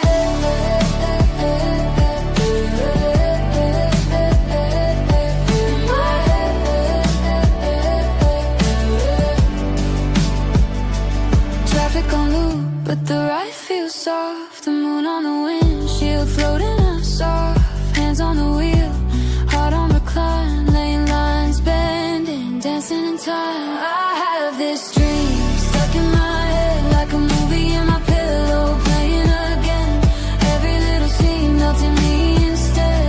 Yeah, this dream is stuck in my head, in my head.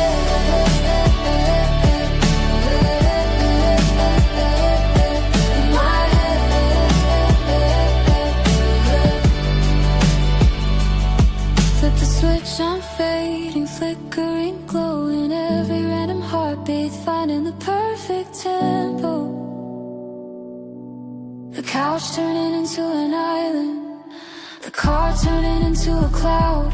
Silence getting louder, but I'm calm inside the sound. So loud, so quiet. I have this dream